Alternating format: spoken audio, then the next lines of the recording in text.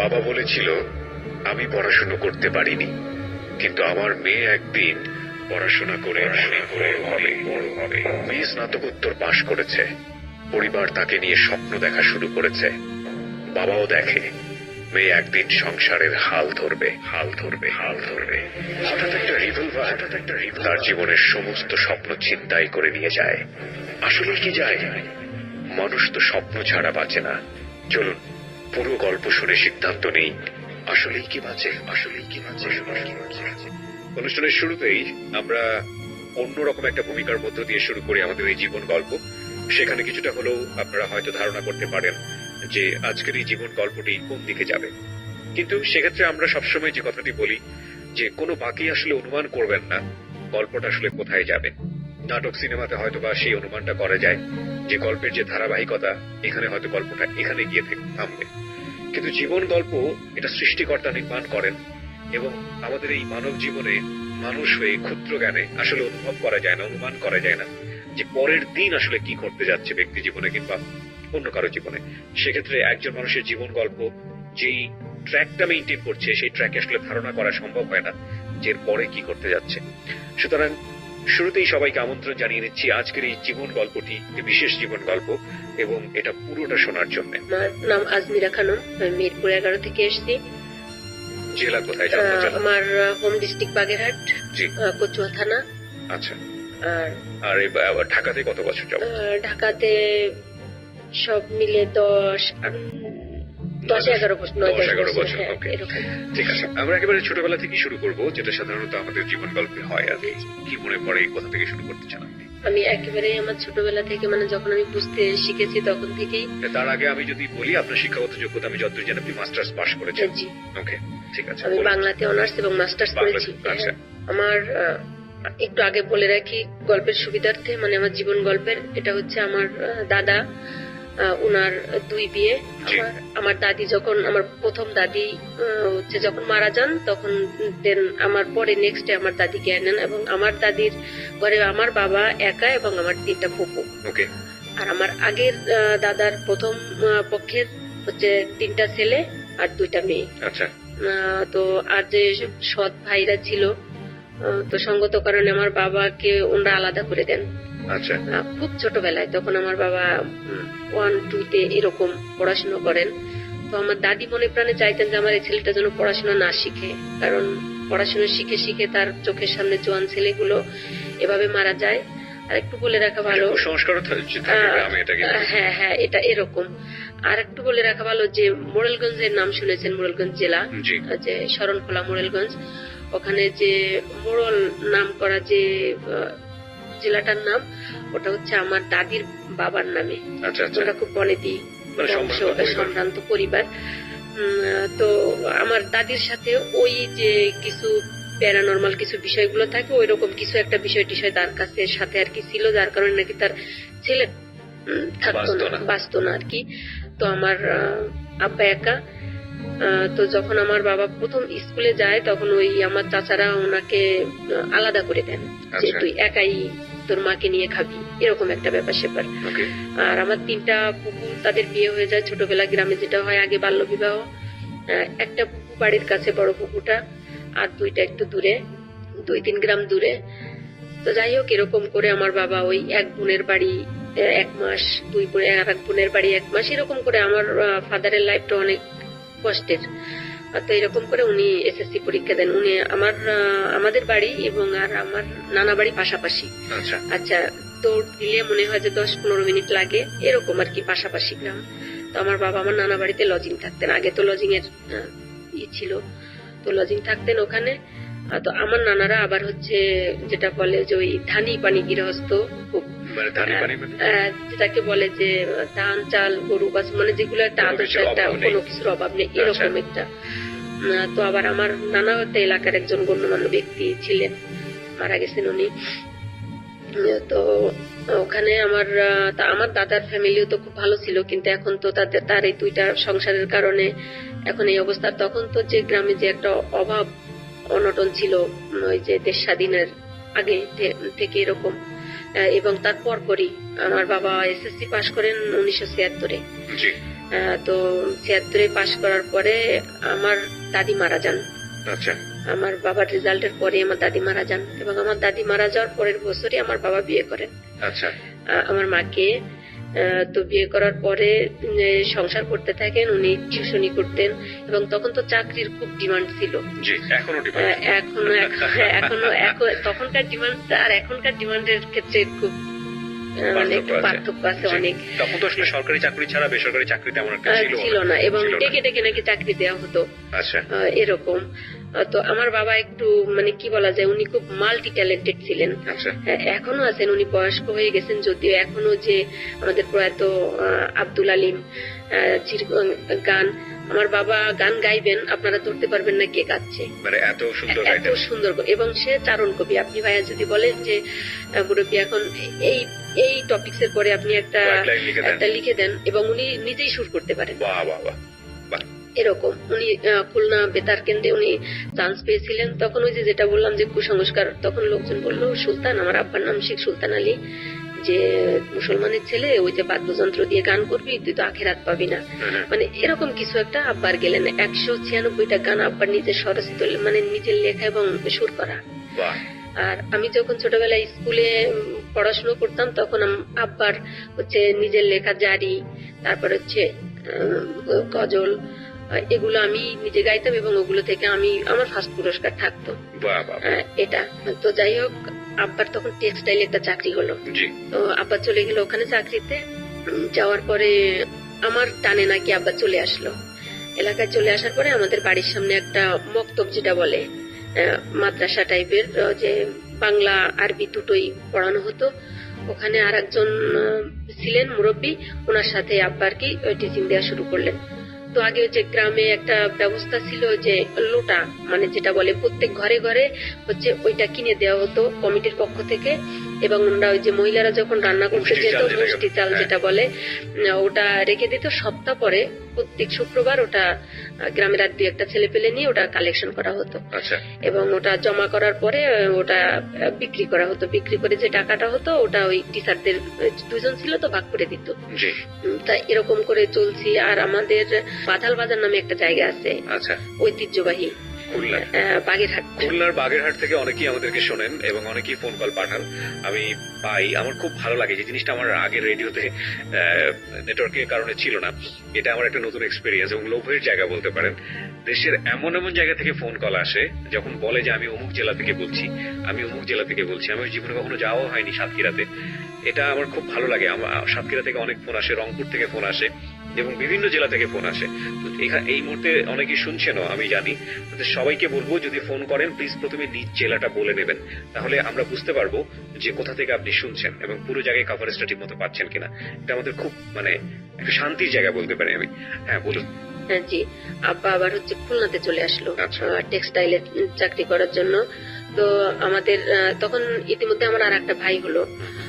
তো ও অনেক, ওর normal figure আসতে অনেক দেরি হচ্ছে। ওই ভাইটা এখনো কেমন আনমনা টাইপের, এরকম সহজ সরল, কিন্তু মনে হচ্ছে যেন খুব সহজ সরল, কিন্তু অনেক জ্ঞানী। ও ক্লাস 5 পর্যন্ত পড়া। এরপরে ওকে আর আমরা স্কুলে শত চেষ্টা করেও মানে প্রেসার দিয়ে ভালোবাসা দিয়ে কোনোভাবেই পারিনি, ও যাবেই না। তো তারপরে ও ইংরেজি পত্রিকা পড়তে পারে, এরকম আর কি। এবং ও যখন ক্লাস 3-তে পড়ে, বঙ্গবন্ধুর যে একটা এই যে ভাষণ আছে, ওই ভাষণটা হচ্ছে ও বলে ও ফার্স্ট পুরস্কার পেয়েছিল। তখন আমরা খুলনাতে চলে আসি। খুলনাতে চলে আসার পরে আবার ওই তখন টেক্সটাইলের চাকরিটাও চলে যায় সরকার পক্ষ নিয়ে, নাকি কি যেন গ্যাঞ্জাম কর্মী ছাটাই। তখন আব্বা কি করলেন, বললো যে তো শহর, খুলনাতে আসছি, আমার তো গ্রামের কেউ নাই এখানে, তো আমি এখানে কি করবো, আমার তো ফ্যামিলি চালানো লাগবে। আমি তাহলে আব্বা রিক্সা চালানো শুরু করলেন ওখানে। রিক্সা চালানো শুরু করলেন? হ্যাঁ। এখন কোনো চাকরি পাচ্ছেন না, কোনো কারো হেল্প পাচ্ছেন না। আমি উইথ ডিউ রেসপেক্ট সকল রিক্সাওয়ালার প্রতি সম্মান রেখে বলতে চাই যে এটা আমি অবাক হয়েছি এই কারণে, দেখুন একটা মানুষ সেই সময় এসএসসি পাশ করা, এবং এটা কিন্তু আজকালকের কথা না, এটা কিন্তু আমি যতদূর জানি কত সালের কথা মনে আছে? এটা হচ্ছে 83-84 সালের গল্প। ওই সময় এসএসসি পাশ করা একটা ছেলে যে চাকরি করছে, সচ্ছল পরিবার, সে কিন্তু সবকিছু ছেড়ে ছুড়ে দিয়ে মানে বাধ্য হয়ে আবার পরিবার চালানোর জন্য রিক্সা চালাচ্ছে, এটা কিন্তু চারটিখানি কথা না। হ্যাঁ বলুন। তারপর তখন হচ্ছে আমি ততক্ষণে আমি স্কুলে যাওয়ার মতো হয়ে গিয়েছি। আমাকে স্কুলে আমার মা আব্বা দুজনে আমার বাসায় বসেই আমাকে পড়ান। তো পড়ানোর পরে আমাকে এখন মনে হলো যে আমাকে স্কুলে দেওয়ার দরকার, আমাকে নিয়ে 1-এও না 2-তেও না, আমি 3-তে ভর্তি করাবো একবারে। এক চান্সে 3-তে? হ্যাঁ। তো তখন টিচাররা বললো আপনার এতটুকু মেয়ে 3-তে ভর্তি করাবেন, তো বললো যে আপনারা এক্সাম নিয়ে দেখেন, টেস্ট করে দেখেন, যদি পারে তো করবেন, না হলে তো 1-এই ভর্তি করা। তো আমাকে বললো যে মামুনি তোমার নামটা লেখো তো এখানে, তোমার ঠিকানাটা লেখো। তখন আমি ইংলিশে নামটা লিখলাম, আমার অ্যাড্রেসটা লিখলাম।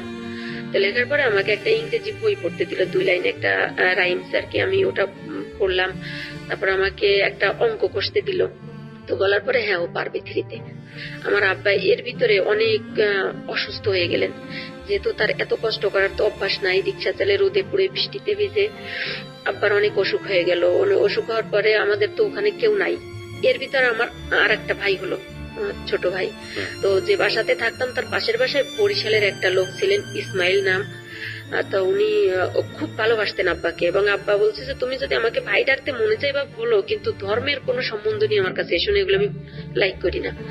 তো যাই হোক উনি খুব ভালো লোক। তো বললো যে ভাই এখন কি আমি আপনার বিপদের সময় আপনার পাশে দাঁড়াতে পারি? তো বললো যে তুমি কি করতে চাও? আমি তো এরকম অসুস্থ, তখন খুলনা সদর হসপিটালে আব্বা অ্যাডমিটেড। তো বললো যে সংসার চলে না, কি করবো? তখন আমার ভাইয়া মনে আছে কাঁঠালের সিজনটাতে। তো বললো যে একটা বেশি টাকার একটা ব্যবসা আছে, সেটা হচ্ছে কি আমার তো ভ্যান আছে, মানে রিক্সা না ভ্যান, যেটা ঠেলা ভ্যানের মতো। তো যদি কাঁঠাল কিনে যদি 6টা পিস 6টা চামিচ কিনে, ওই কাঁঠালগুলো যে এখন যেমন আমরা ঢাকা শহরে দেখি যে মোড়ে মোড়ে যে পেঁপে বিক্রি হয়, তারপরে হচ্ছে ওই যে খাবারগুলো রেডিমেড খাবারগুলো, ওটা ওভাবে বিক্রি করি, তাহলে লোকে খাবে। কারণ অনেকে তো কাঁঠাল খেতে ইচ্ছে করে, কেউ বাড়িতে নিয়ে যায়, বা অনেকে এগুলো পারে না, বা সংসারে 2-4 জন খায় আর 2-4 জন খায় না, এরকম যাই হোক আছে, অনেকে পছন্দ করে না। তো যদি এরকম পাই তাহলে দেখি। তা ইন্টারেস্টিং ফ্যাক্ট, কাঁঠালের গল্প আপনি বললেন না। কাঁঠাল সবারই যে প্রিয় তা কিন্তু না, আমারও প্রিয়, কিন্তু খুব বেশি যে মানে পছন্দ করি তা না। কিন্তু ব্যাপারটা হচ্ছে যে আমার বাসার স্পেশালি 2-1 মেম্বার আছে যারা কাঁঠালের নাম শুনলেই ভয় পেয়ে যায়। তো সেই কারণে দেখা যায় লাস্ট 4 or 5 ইয়ার্স আমার বাসায় কাঁঠালই ঢোকে না। এটা জাতীয় ফল, আমি সম্মান রেখেই বলছি, যারা পছন্দ করে তাদের জন্য বাকি মেম্বারদের স্যাক্রিফাইস করা উচিত, কারণ অনেকে স্মেলটা নিতে পারে না। হ্যাঁ আপনি ঠিকই বলেছেন। হ্যাঁ বলুন। এরকম তো বলো যে এটা যদি একটা আনকমন একটা ব্যাপার, তো এটা যদি আমরা ফুটপাতে এরকম বিক্রি করি তো সবাই খাবে। আর এটাই আমার মনে হচ্ছে যে এখন আমি তো বুঝি যে খুলনা মনে হয় ওই প্রচলনটা বোধহয় আমি প্রথম করেছিলাম, যে ওইরকম। আব্বা বললো বেটা তা তোমার সাথে কে যাবে? তো বললো যে আমার সাথে আজমির যাবে। আচ্ছা, ক্লাসে পড়ছি তখন ওই যে 3-তে, ক্লাস 3-তে ভর্তি করে দিয়েছি। ওকে। তো আমি ওটা গেলাম কাকার সাথে। এখন দেখি যে বৃষ্টিতে ভিজে, তো ছোট, তারপরেও ভাবি যে রাস্তায় দাঁড়ায় এগুলো বিক্রি করা হচ্ছে এবং আমি এটা সেলস করছি, এটা কেমন যেন আমার কাছে একটু লজ্জা লজ্জা লাগছে। কাকারে বলি কাকা বাড়ি চলেন তো, এগুলো বিক্রি হচ্ছিল। হ্যাঁ প্রচুর বিক্রি হচ্ছে, এবং ওই যে হাতে কষ্ট লেগে যাচ্ছে, মানে একটা পিটিকিচ্ছিরি অবস্থা আর কি। তো আইডিয়াটা কিন্তু ভালো। আমি ঢাকা শহরে কখনো, আমার মনে হয় যারা আজকে এখানে শুনছেন তাদের মধ্যে যদি কেউ এরকম ট্রাই করে দেখতে পারেন কাঁঠাল বিক্রির চেষ্টা। কিন্তু এটার একটা বড় সমস্যা হচ্ছে এটাকে হাইজিনিক ওয়েতে উপস্থাপন করা। কারণ উনি যেটা বলছেন যে হাতে আঠা উঠে লেগে যাচ্ছে, কেউ হাত দিয়ে তুলে কাঁঠাল যদি বিক্রি করে ফ্রিজে দেয়, ওটা আসলে স্বাস্থ্যকর না, যদিও আমরা অস্বাস্থ্যকর অনেক খাবারই খাই। সো এটাকে যদি একটু হাইজিনিক উপায়ে, এবং কাঁঠালের কোয়ালিটিটা যদি ভালো হয়, যে নরম খুব বেশি না, খাজা কাঁঠাল যেটাকে বলে, খাজা কাঁঠাল, রসা কাঁঠাল এবং খাজা কাঁঠালের দুইটাই। সো আজকে আমরা কাঁঠালের গুণগান নিয়ে বসেছি হচ্ছে আমাদের জীবন গল্পে। আপনারা যেটা করবেন এটাকে একটু সুন্দর করে যদি উপস্থাপন করতে পারেন, আমার মনে হয় যে এটা খুব ভালো একটা বিজনেস হতে পারে, cause it's a very unique business. তবে দয়া করে ক্রেডিটটা জীবন গল্পকে দিবেন না, কারণ আমি চাই না এই অনুষ্ঠানের ব্র্যান্ডটা কাঁঠাল ব্র্যান্ড হয়ে যাক। ওকে, হ্যাঁ বলুন। তো উনি একবেলা রিক্সা চালাতেন, আর একবেলা হচ্ছে এই ব্যবসাটা আমাকে নিয়ে করতেন। তো আবার রাতে আব্বার কাছে যেতেন, রাতে উনি থাকতেন আব্বার কাছে। উনি আমাদের জন্য খুব হেল্পফুল পার্সন ছিলেন ওই সময়টাতে। তখন এরকম করতে করতে আব্বার অবস্থা খুবই অবনতির দিকে। তো আমার ফুপুদের বাড়িতে খবর দেওয়া হলো। আমার এক ফুপু আসলেন, আসার পরে আমাদের বাড়িতে নিয়ে গেলেন। আপনার বাবাকে? হ্যাঁ, আমাদের ফ্যামিলি সহ নিয়ে গেলেন। আমরা যখন খুলনাতে যাই তখন আমাদের যে আমার বাবার যে পোতার জায়গা, পোতা যেটা বলে, যে বাস্তু যে ঘরটা, হ্যাঁ, তো ও ঘরটাও এসে দেখি নাই। আমার যে ওই চাচারা ছিল, ওরা খুলে মুলে নিয়ে রান্না বান্না ভাত তরকারি রান্না করে। ও ভাবছে যে এবার গেছে তো গেছে, এটা আমাদের জন্যই হয়ে গেছে এরকম। তখন আবার এই অবস্থা, আমাদের কোথায় আমরা উঠবো। তো আমার একটা নোয়া চাচা ছিলেন, ওই সৎ চাচা যেটা, উনি তো উনিও নাই তখন, উনি মারা গেছেন। বড় চাচাও মারা গেছেন, একটা চাচাই ছিলেন আর কি, সেজো চাচাটা, যেটা বেশি মানে ক্রিমিনাল টাইপের, ওনাকে মুন্সি বলেই ডাকতো সবাই। তো উনি ছিলেন, তো ওনার ঘরে কারোর ঘরে উঠতে দিল না। ওই নোয়া চাচার ছেলে মেয়েরা ওরা বললো যে চাচা আমার ঘরেই উঠুক। আচ্ছা, তখন তো আব্বা মনে করেন যে খাটিয়ায়, যে মরা যেটাকে বলে এরকম, মানে তার না মানে এরকম অবস্থা, মানে মৃতপ্রায়। তার মুখে 2 বার অলরেডি পানি দেওয়া হয়ে গেছে যে সে মারা গেছে, এই অবস্থা। তার মাথায় চুল নাই, মানে কঙ্কাল সার। আমি বুঝতে, ডাক্তার তখনও বলেনি যে তার অ্যাকচুয়ালি কি রোগটা হয়েছে। তো মানে তার দিকে কোন সুস্থ মানুষ যদি তাকায় সে ভয় পাবে, সে দ্বিতীয়বার তার দিকে তাকাবে না, এরকম অবস্থা। তো আর আমার আম্মা হচ্ছে তো খুব ভালো বংশের মেয়ে, ভালো ঘরের, অভাব অভিযোগ কাকে বলে বুঝে না, কিন্তু আমার আব্বার সাথে এসে তো এখন বুঝতেছে, কিন্তু সে তো ঘর থেকে বের হয় না। এখানে একটা কথা বলে রাখে প্রিয় শ্রোতা, জীবন গল্পের এই যে শৈশব, আমাদের আজকের যিনি অতিথি আজমিরা, যার নিকনেম হচ্ছে কবিতা, তো আজমিরার যে শৈশবটা আপনারা দেখতে পাচ্ছেন, সেই শৈশবের আজমিরাকে দিয়ে আজমিরার পুরো জীবন গল্পটা যদি আপনি চিন্তা করেন তাহলে কিন্তু একটা বড় রকমের ভুল হবে। তো ওখানে ওঠার পরে ওনাদেরও এরকম কাঁচামাটির ঘর, ওই চাচারও হচ্ছে 4টা ছেলে 4টা মেয়ে। তো বললো যে যেহেতু আমার বাবা যদি থাকতো তাহলে তো ও খেত, এখন চাচা ফেলে দিব নাকি।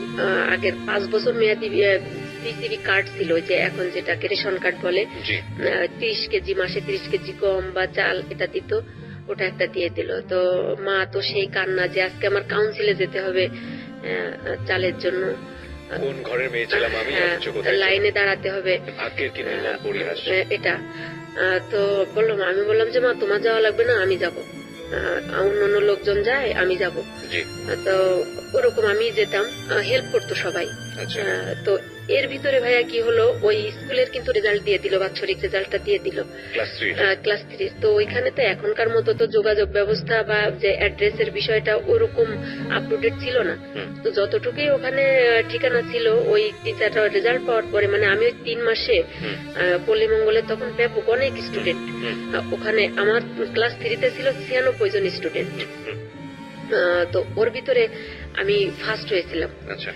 রেজাল্ট দেওয়ার পরে তখন হচ্ছে ওই টিচার আমাকে দেখার জন্য, মানে আমাকে নেওয়ার জন্য ওই অনেক ট্রাই করে, অনেক খুঁজে খুঁজে খুঁজে খুঁজে, যে বাড়িওয়ালার কাছে থাকে, আমরা বাসা ভাড়া ছিলাম, তো ওনার কাছ থেকে মানে কিছু প্রাইমারি ঠিকানা নিয়ে, হেল্প নিয়ে, উনি খুঁজতে খুঁজতে আমাদের বাড়ি পর্যন্ত চলে আসলো। মানে তো বললো যে মেয়েটা তো একটা সুন্দর রেজাল্ট করছে, আমরা তো আন্ডার এস্টিমেট করছি।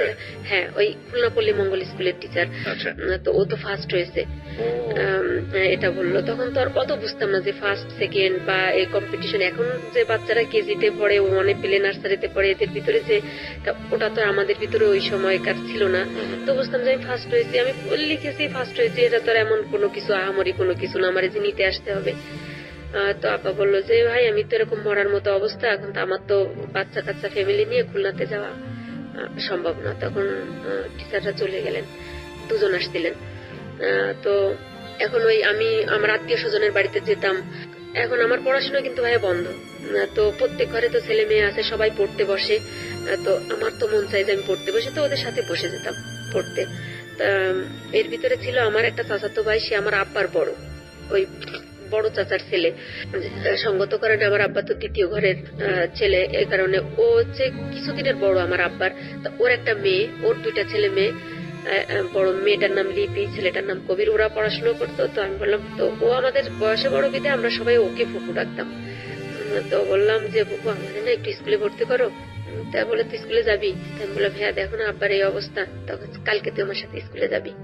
তো তখন ক্লাস 5-এ পড়ে। তখন মনে আছে ও আমাকে 7 টাকা দিয়ে ভর্তি করালো, এবং ওর সাথে আমি নিয়মিত। এইবার আমি আর বাড়ির কোনো কাজে যাই না, এখন আমাকে বেঁধে রাখলে, আমার হাতে পায়ে ধরে কান্নাকাটি করলেও আমি আর থামছি না বাড়িতে, আমি স্কুলে যাচ্ছি।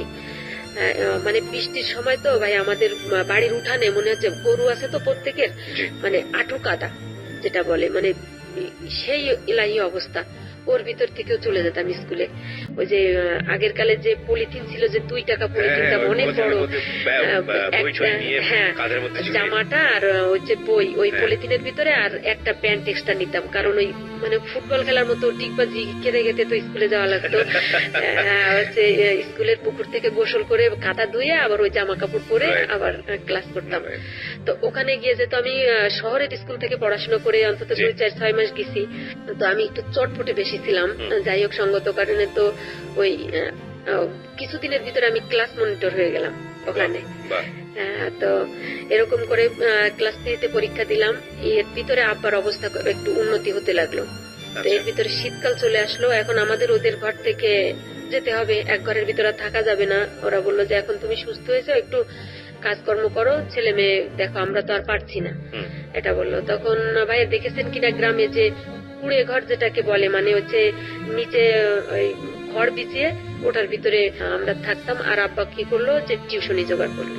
মানে আপনার বাবা কি তখন সুস্থ? একটু সুস্থ, মানে লাঠি ভর দিয়ে হাঁটতে পারে। আচ্ছা, টিউশনি শুরু করলো। আর ওই যে গ্রামের যে মক্তবটা আমাদের বাড়ির সামনেই এখনো আছে, ওখানে এখন ওটা প্রাইমারি স্কুল হয়েছে। তো ওখানে আব্বাকে বললো যে তুমি এখানে একটু সময় দিও।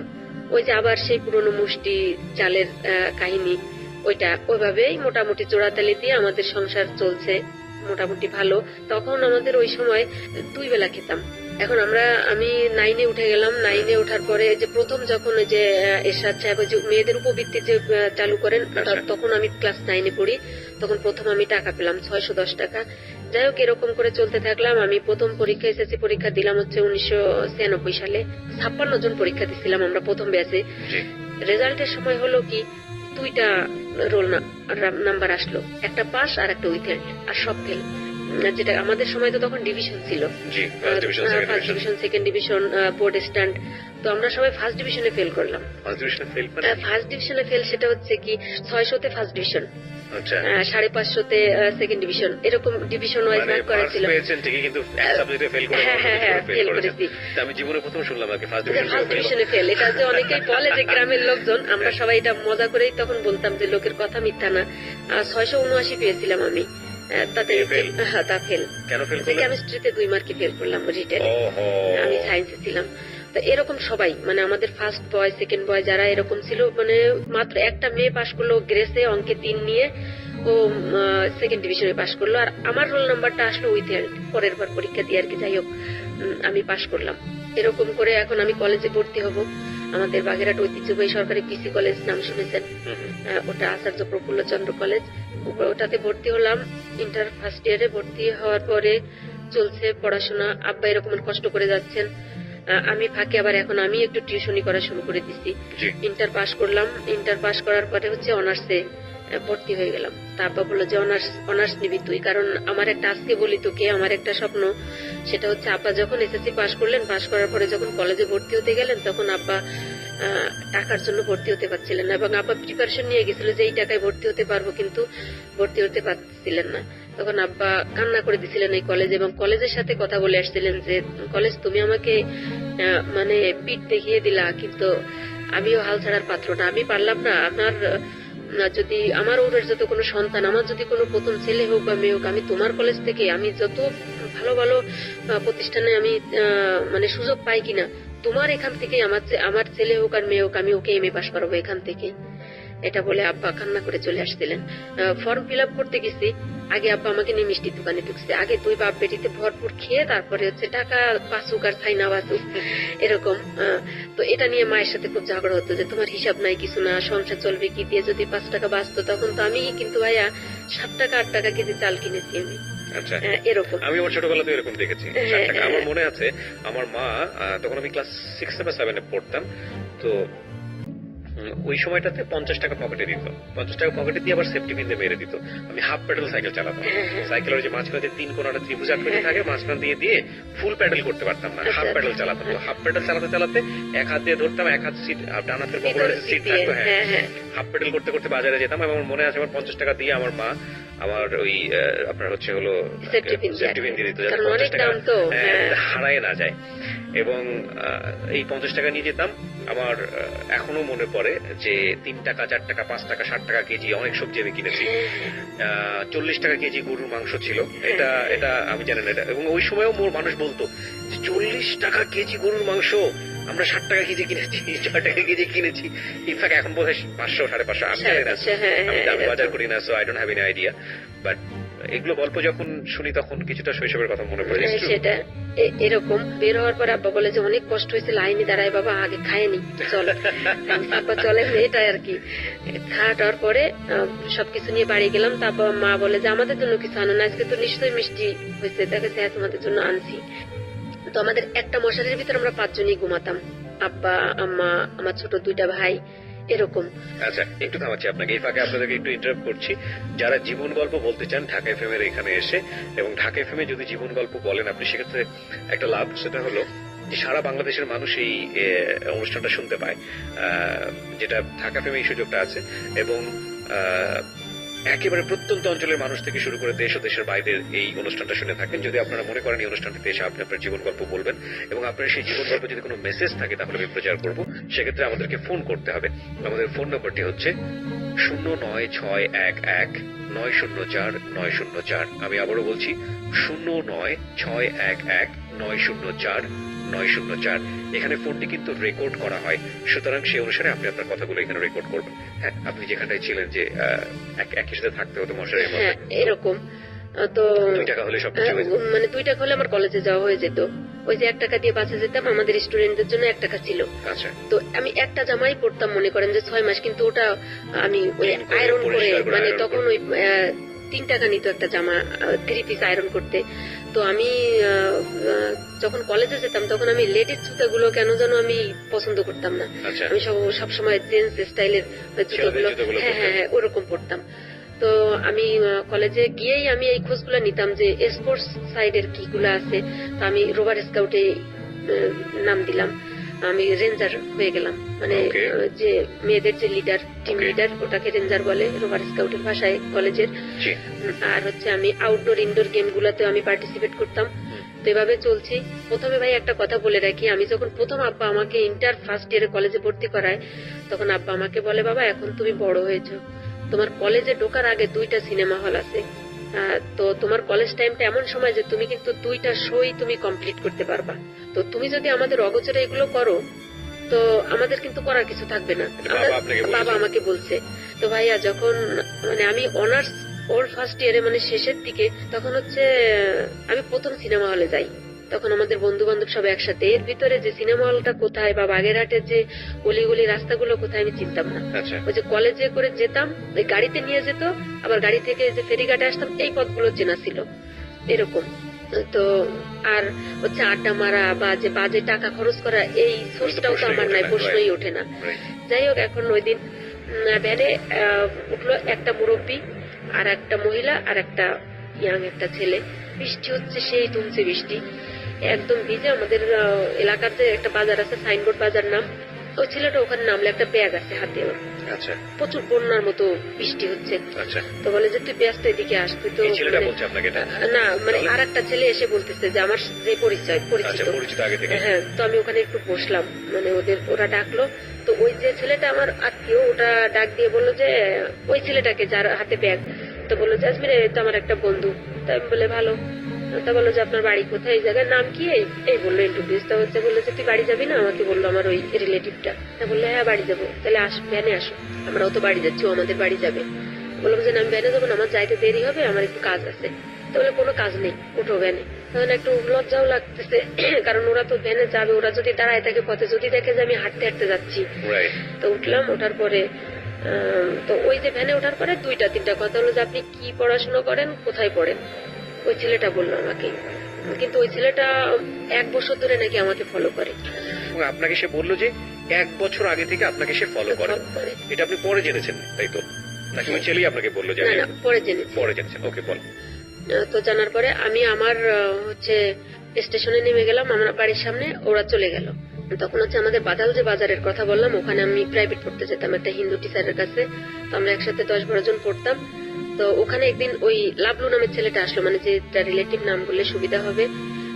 লাভলু ও আসলো, এসে বললো যে একটা কার্ড দিল আমাকে, বলে যে এটা হচ্ছে আমার দোকানের নাম্বার আর হচ্ছে আমার ওই দোস্তর মোবাইল নাম্বারও আছে এখানে, তা তো যদি কখনো দরকার হয় তো ফোন দিস। এটা বলো তো আমি তোদের তো আমার দরকার হবে না, তোদের আসা যাওয়ার পথেই তোকে দেখি।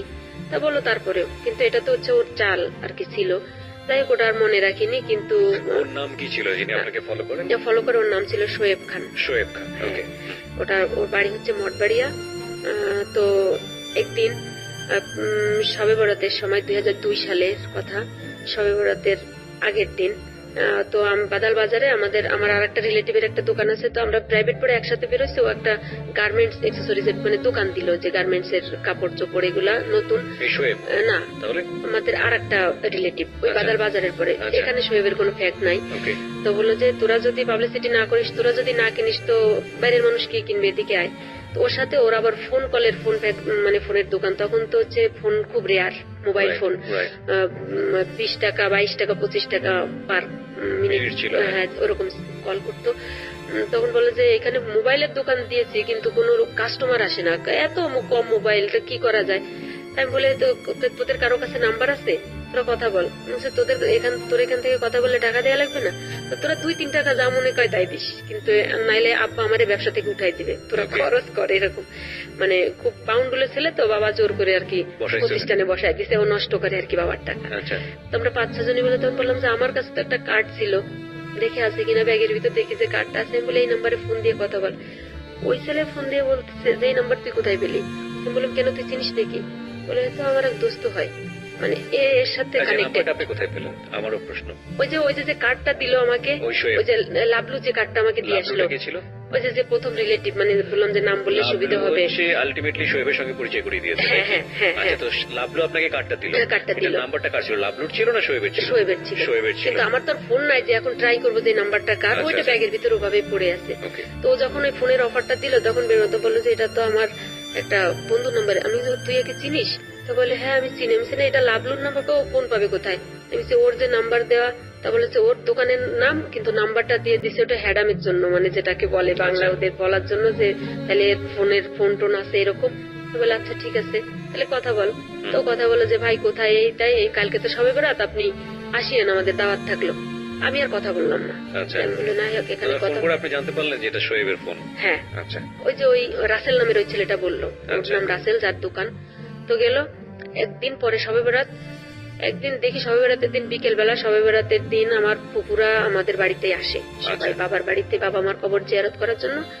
গরিবানা হালে হলেও মানে মোটামুটি, আমার আব্বা আবার হচ্ছে খুব খাওয়া প্রেমিক লোক, উনি খেতে খুব পছন্দ করে, সেটা বুঝতেও পারছিলাম আপনার গল্প শুনে। হ্যাঁ, খুবই মানে আমার এরকম যে কষ্ট অভাব অভিযোগ থাকুক, চাল কেনার জন্য বাজারে গেছে আব্বা, উনি বিশাল একটা মাছ কিনে নিয়ে আসতেন। তখন আম্মা সেই চিল্লাপাল্লা, তুমি চাল নিয়ে আসলা না, তুমি মাছ নিয়ে আসলা। তা বলে যে তুই জানিস তোর ওই পাশের ঘরে গেলে তোকে চাল ধার দিবে কিন্তু তোকে মাছ ধার দিবে না। মানে হাসিও লাগে, কষ্ট পায় এরকম। এটা মানে এটা দেখে আসছি। তখন মা বলে যে তুমি জীবনে শুধরাবা না, তোমার লাইফে কোনোদিন ডেভেলপ হবে না। বলে এই চিন্তা তোকে করতে হবে না, এটা আল্লাহ করবে। তাই শবে বরাতের কাহিনী। তো আমার মেজো ফুপু আমার এখানে আছে, আমার আর একটা বড় ফুপুর মেয়ে ওটা এখানে আছে। তো বিকেল বেলা আমাদের হচ্ছে বাড়ির লাগোয়ার সাথে, বাস্তু বাড়ির সাথে একটা ঘের টাইপের, মানে বিটা যেটাকে বলে, কৃষি টিসি হয়। তো ওখানে বিকেল বেলা আমি যেন কিসের জন্য আসলাম, কাপড় নিতে। ওর ভিতরে আবার একটু গোসলের ব্যবস্থা আছে, মানে শীতের সময় তো যেখানে রোদ পড়ে ওখানে সবাই গোসল করতে আসে। তো নিতে আসলাম আমার ভাগ্নিটার সাথে। এখন দেখছি দূর থেকে একটা লোক আসতেছে, হাতে মিষ্টির প্যাকেট। তো আফসা আফসা দেখা যাচ্ছে যে কুয়াশা পড়ে গেছে, কার্তিক মাসের কথা আর কি এরকম। তা এখন আমার এই ভাগ্নিটা ছোট, তো বলতেছে যে পুকুর যে খালা যে বাড়ি আসুক না কেন যেন আমাদের বাড়ি আসে, কারণ এই যে মিষ্টি আছে যে সাথে, এরকম আর কি ব্যাপার। তাহলে চল, কিন্তু চল বলে আমি হঠাৎ তাকায় দেখি যে আমাদের চার পাড়াচ্ছে, মানে চার যেটা বলে সাঁকো বলেন, যে আমাদের বাড়ির সামনে এখন অবশ্য ওটা আছে। তো এখন আমি দেখে কি ব্যাপার, দূরের থেকে দেখতেছি, কিন্তু ওটা ছেলেটা অনেক সুন্দর, মানে খুব হ্যান্ডসাম, চেহারা খুব ভালো।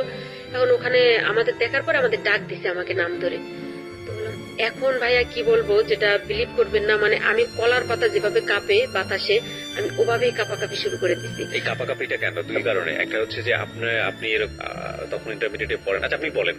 মানে হ্যাঁ, আপনার গেস ঠিক আছে। দুই কারণে। একটা হচ্ছে যে আজকে মান সম্মান সব গেল, আমাদের তো ঘর নাই। Exactly, that was my concern. এই একটা প্রথম একটা। আর দ্বিতীয়টা হচ্ছে যে আমার এই এতটুকু পড়াশোনার লাইফে আমার একটা ছেলে বন্ধু আমার বাড়িতে আসেনি, বা একটা মেয়ে বন্ধুকে আমি আনিনি। কোথায় আনবো? কারণ আমার ওই সেন্সটাই আমার ভিতরে কাজ করতো না। মানে বেসিক্যালি টু রিজন, যেটা আমি বললাম। হ্যাঁ, এটা। এখন এই দুটাই মানে আমার ভিতরে। আর তো বাবা তো মেরে ফেলবে যে নিশ্চয়ই, আমি যদি সাপ গলায় বেঁধেও বলি, কোরআন নিয়েও বলি যে এর সাথে আমার কোনো পরিচয় নেই, প্রত্যেকেই বলবে যে তোমার এই ছেলের সাথে কোনো রিলেশন আছে। এই ছেলে আসতে, মানে একটা ছেলে জানে না তোমার সাথে কথা নেই, বার্তা নেই, হুট করে তোমার বাড়িতে চলে আসলো, এটা তো বিশ্বাসযোগ্য বিষয় না। তো কিন্তু আব্বা বাড়ি না ওই টাইমে। আব্বা আবার কিছু পার্ট টাইম কাজ করার জন্য, মানে ব্যবসার সিজনে কাজ করার জন্য খুলনা বা মোংলা পোর্টে ওদিকে যেতেন আব্বা। তো মানে খুব ক্রাইসিসের মোমেন্টে আব্বা এরকম বাইরে যেতেন, আমাদের বুঝতে দিতেন না। জানি তো যে কষ্ট হচ্ছে, কষ্ট করছে, এরকম আব্বা বাড়ি না। যাই হোক, ফুপু আছে। তো এখন আমাদের তো ওই যে কুড়ে ঘর। কিন্তু আমার একটা ভাবি, চাচাতো ভাইয়ের বউ, আমার চাচাতো ভাইটা বাড়িতে চাকরি করতো, ওটা বিয়ে করেছিল বরিশাল। তো বরিশাল, এই ছেলে ওর বাড়িও বরিশাল।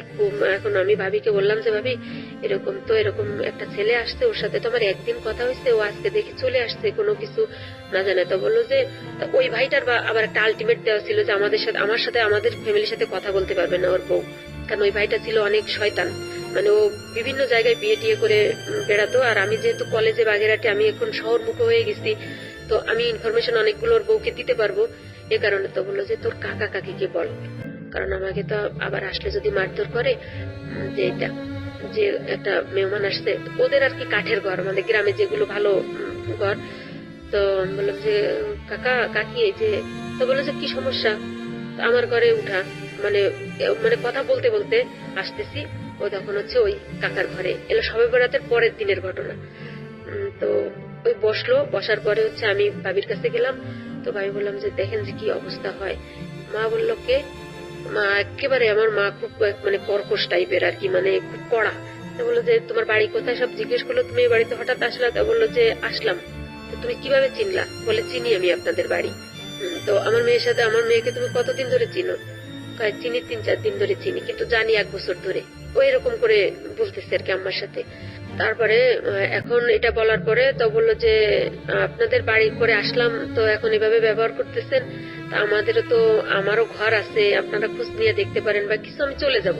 মানে এরকম করতে করতে, মানে ও কথাটা এত মানে মানে লেন্দি করছে যে মানে দেরি হয়, মানে রাত হয়ে যায়, এরকম অবস্থা। আমি কিন্তু ওখানে প্রেজেন্ট নাই, আমি তো দোয়া ইউজ করতেছি ঘরে বসে। আল্লাহ, আমার তো অবস্থা কি, আব্বা নাই তাতে কি হয়েছে, মা আজকে হাত পা মানে বাইরে সাইডে পিটানি শুরু করবে। তো মা ওখান থেকে, মা ওই ঘরে আর গেল না। ওখানে না যাওয়ার পরে আমার ভাবি আর চাচি ওকে আপ্যায়ন করলো। ওকে আপ্যায়ন করার পরে ও, মানে আমার কাকা তখন আছে, যে আমার যে কাকাটা, মেজো কাকাটা, উনি আছেন। উনি খুব বয়স্ক। থাকার পরে রাতে যার যার ঘরে, মানে উনি তো ওনার ঘরে আর আমরা আমাদের ঘরে, পাশাপাশি ঘর। মা শুধু একটাই কথা, তুই কিভাবে চিনিস, বাড়ি কোথায়, তুই দেখছিস আগে কখনো? মানে ওই আমি একই কথা বলে যাচ্ছি। ওই অবস্থা এরকম করতে করতে সকাল হয়ে গেল, মানে রাতে ঘুমাইলাম, সকাল হয়ে গেল, আমি তো কলেজে যাওয়ার জন্য রেডি। ওই ছেলেও বের হলো। কিন্তু ওই রাতে যে আমার চাচির সাথে, আমার ভাবির সাথে, আমার চাচার সাথে ওই ছেলের কি কথা হয়েছে ভাইয়া, মানে হচ্ছে আমি পরে জানছি আর কি, আগে জানি না। তো আমরা বের হলাম, ভাবিও আমাদের সাথে বের হলো। মানে ওনার একটা টিপিএস আছে, উনি ওটা টাকা জমা দিতে যাবে ব্যাংকে। তো বের হলো। বের হওয়ার পরে এখন শুধু পথে একটা কথা বললো যে আপনার ননদ তো আমার কথা শুনলো না। মানে ভাবি নাকি এটা বলছিল যে তুমি ওকে বিয়ে করো, যে মানুষটার সঙ্গে কথা নাই, বার্তা নাই। হ্যাঁ, এটা। আর নাকি আমার চাচা রাতে ওকে, মানে ও এত সুন্দর ওর চেহারা ছিল, ওটা দেখে নাকি আমার চাচা বললো, মানে সব পরিচয় দিল।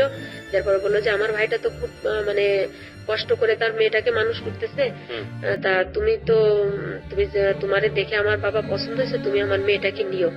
আচ্ছা আচ্ছা। আমার চাচা এটা বললো। তা বললো যে আপনার মেয়ে যদি রাজি হয়, আমি আপনার মেয়েকে বিয়ে করব। আমি এর জন্যই আমি আসছি মূলত। আমি মানে ভাইয়া, আমি এটা তো মানে চিন্তার প্রশ্নই আসে না। মানে ওর সাথে যদি 2-4 দিন কথা হতো, কথাও হয়নি এরকম, কিন্তু দেখে মনে হচ্ছে যেন ভালো লাগার মতো একটা ফেস বা ব্যক্তি। এরকম। তো এরকম করার পরে আমি গাড়িতে উঠলাম, তো ভাবির সাথে ভাবিরে মিষ্টি টিষ্টি কিনে দিল যে এটা নিয়ে যান, কাকার জন্য নিয়ে যান।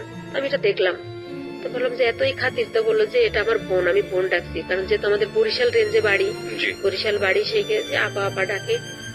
আমি বিষয়টা একটু আমলে নিলাম যে এর ভিতরে সামথিং রং, বা কিছু মিষ্টি কিনে দিল একদম অপর। তো বললো যে কালকে যে তুমি যে মিষ্টি নিছো এটা আমরা পাইনি, তা তোমার বললো যে কাকা তো মুরব্বী মানুষ, মারা যাবে, তো দেখে আসলাম, এই জন্য দিলাম আর কি। যাই হোক, হতে পারে এটা। বাসে উঠলাম, পরের স্টপেজে দেখি কি ওই ছেলে ওই গাড়ির ভিতরে, হ্যাঁ শোয়েব গাড়ির ভিতরে। গাড়ির ভিতরে থাকাকালীন অবস্থায় তখন এর ভিতরে আমার তো আবার কলেজ গাড়ি চলে গেছে। তখন বাগেরহাটের এপারে এসে আমাদের আর একটা গাড়িতে উঠতে হয়, দশানি নামক স্টপেজে, আমাদের ওখানে নেমে কিছু দূর হেঁটে কলেজ।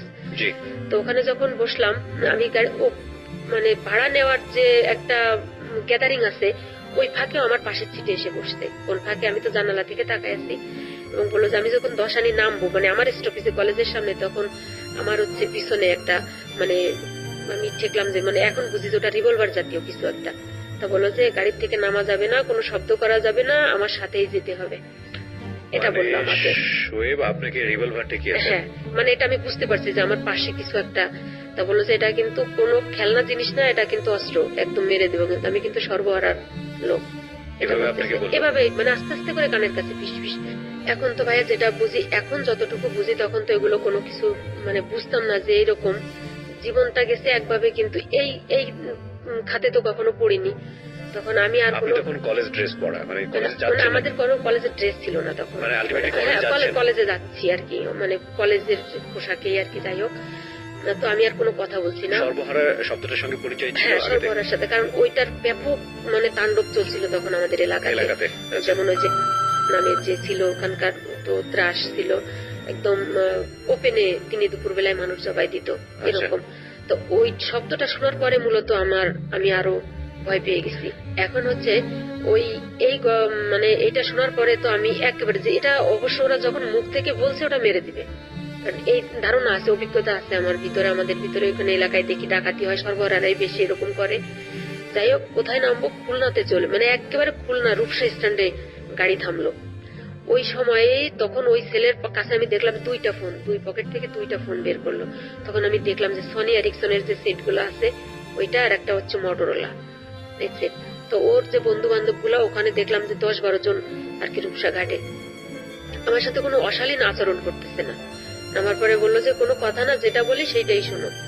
তখন আমি বললাম কোথায় যাচ্ছি? বললো যে তোমার গার্জিয়ান আমাকে মত দিছে, অর্থাৎ আমাকে তোমার আজকে বিয়ে করতে হবে। তো মত দিয়েছে সে, সেটা বিয়ে করার এই সিস্টেম কেন? হ্যাঁ, তা আমি বললাম এরকম কেন? তা বললো যে এরকম কেন, এখন তোমাকে বললে তো তুমি আমার সাথে বিয়ে বসতে রাজি হবা না। আমি বলে কেন? যে আমি যে সর্বহারা, তাতেই সমস্যা কি? মানুষ তো এখন আমি নিজেকে স্বাভাবিক করার চেষ্টা করতেছি, যে ওর সাথে কথা বলে যে এখন চিল্লাপাল্লা করলে তোমার মরা ছাড়া কোনো গতি না, অথবা আমার অন্য কোনো শারীরিক সমস্যা ওরা করবে, যেটা ওদের করার আমার কিছু থাকবে না। তো দেখি কথা বলে ওদের সাথে আমি মানে কনভিন্স করতে পারি কিনা। তো বললো যে তুমি আমার বাড়ির ঠিকানা নাও, যোগাযোগ করো, দেখো আমি ভালো না খারাপ, বা আমার বংশ খারাপ কিনা, কিন্তু হচ্ছে এটা বিয়ের পরে, বিয়ের আগে না। তো আমি বললাম যে আমি কাকে নিয়ে বিয়ে করবো, আমার তো এখানে কেউ নেই, আমি জানি তোমার খুলনাতে তোমার একটা ভাই আছে। মানে এই সমস্ত তথ্য সব হচ্ছে আমার ওই ভাবি ওকে দিয়ে দিছে। আচ্ছা। আর আমার চাচি চাচা এরা তো দিচ্ছে সহজ সরল মনে, তারা তো অলরেডি বুঝে গেছে যে মেয়ের সাথে তো এ ছেলের যোগাযোগ আছে, সম্পর্ক আছে, কখনো বাড়িতে আসলো। ও এবং আমাকে একটা জায়নামাজ নিয়ে আসছিল, একটা গিফট দেওয়ার জন্য, শবে বরাতের গিফট হিসেবে, সৌদির একটা বাইরের একটা জায়নামাজ। আচ্ছা। এটা তো এরকম মানে কিছু ভণ্ডামি আর কি। যাই হোক, এখন ওটা বলার পরে তো আমি বললাম যে হ্যাঁ, আমার খুলনাতে আমার একটা ফুফাতো ভাই আছে, ও বিয়ে করছে। আমার যে মেজো ফুফুটা আমাদের বাড়িতে ছিল, ওনার ছেলে বিয়ে করেছে খুলনা ফুলতলা, ওখানে ওর শ্বশুরের 2টা রাইস মিল, খুব মানে প্রভাবশালী। তাই বলে ভাই ওখানে যাবো। তখন আমি একটা ভরসা পেলাম যে ওই পর্যন্ত যেতে পারলে আমি বেঁচে যাব। তা বলে চলো। আমি বলে আমি কখনো ওখানে যাইনি, আমি নাম জানি। তো বলে নাম জানলেই হবে, ঠিকানা বের করতে পারবো। তো নাম অনুযায়ী ঠিকানা বের করে ফেললাম, ফুফাতো ভাইকে পেয়ে গেলাম। ভাইকে পেয়ে তো আমি তো সেই কান্নাকাটি, ভাই আমাকে বাঁচা, এই অবস্থা। আমরা আবার খুব মানে একই বয়সের, একই এজের আর কি, আমার সে ভাইটা আর আমি। আর তাছাড়া আমি একটা মামাতো বোন, ওদের আমার 3টা ফুফুর, আমি তো একাই আর কি। তো খুব আদর করতো। তো বললাম এই অবস্থা, এই ছেলে এই অবস্থা, তাকে এতটুকু চিনি, এতটুকুই আমাকে এখন বিয়ে করার কথা বলে, দেখ ওর কাছে, ওর সাথে জোরে কথা বলিস না, ওর কাছে কিন্তু অস্ত্র আছে। এই আত্মীয়টা কি ছিল আপনার? আমার ফুফাতো ভাই, মেজো ফুফার ছেলে। হ্যাঁ, ওকে, ঠিক আছে। উনি ওখানে যেতে রাজি হলো কেন শোয়েব? যেহেতু ওই যে আমার চাচা বলে, আমার চাচি বলে দিয়েছে আর আমার ভাবি যে ওর ওখানে গার্জিয়ান আছে। আচ্ছা, এটা তুমি যদি ও যেতে না চায়, তুমি তো নিজের মতো করে ওকে ট্রাই করবা, ও যদি যেতে না চায় তখন ওখানে নিয়ে যাবা। আচ্ছা আচ্ছা। এটা তো আমি যেটা বলছিলাম প্রথমে, যে ও আমার সাথে অশালীন কোনো যে এখন আচরণ ওটা করতেছে না। তো না করার পরে তো ভাইকে ওটা বলার পরে তা ভাই বললো, যাস আমি দেখতেছি, তুই রুমে যা, তোর ভাবির কাছে যা, আমি ওর সাথে কথা বলি, ওকে রাস্তায় নিয়ে কথা বলি। তো ওই ভাইকে নিয়ে রাস্তায় গিয়ে কথা বলো, কতক্ষণ পর আমার ভাই এসে বলে কি তোর সমস্যা কি। আমি তো খোঁজ নিলাম, ও তো ভালো বংশের ছেলে, ভালো ছেলে, চেহারা ভালো, সবাই কনভিন্স হয়ে যায়। মানে টোটালি ও যে কি করে সবাইকে কনভিন্স করতেছে ভাই। এটা ইন্টারেস্টিং ফ্যাক্ট হচ্ছে সবাই বোধহয় আপনাদের, আমি জানি না, আমি অনুমান করছি, এই যে দারিদ্রাবস্থা, এটাকে মনে হয় মনে করতো যে না ঠিক আছে, বিয়ে যদি হয়ে যায় তাহলে তো বেঁচেই গেল, বেঁচেই গেল। আমি মনে করি যে এটাই হচ্ছে মূল একটা ঘটনা হতে পারে। আর তাছাড়া হচ্ছে চেহারা ফেলে দেওয়ার মতো ছিল না, স্মার্ট ছিল, খুবই ভালো, এবং বংশমর্যাদা শোনাশুনির পরে বললো যে এটা যাই হোক। এখন আমি তো জানলাম, আমি যে একেবারে বিপদে একটা খড় পেলাম বাঁচার জন্য, তাও বাঁচলাম না, কিন্তু আমি বললাম যে আব্বা তো মেরে ফেলবে। তো এটা বলতে বলতে আমার কথা মুখে থাকতে থাকতে ও আমার ভাইকে নিয়ে, আমার ভাইয়ের শেলিকা, এদেরকে নিয়ে ও অলরেডি শপিং এ চলে গেছে। আমাকে অনেক রিকোয়েস্ট করলো, আমি বললাম আমি কোথাও যাবো না। তখন ও বলে গেল যে ভাবিকে যে ওকে দেখে রেখো, যেন চলে না যায়, মানে কোথাও।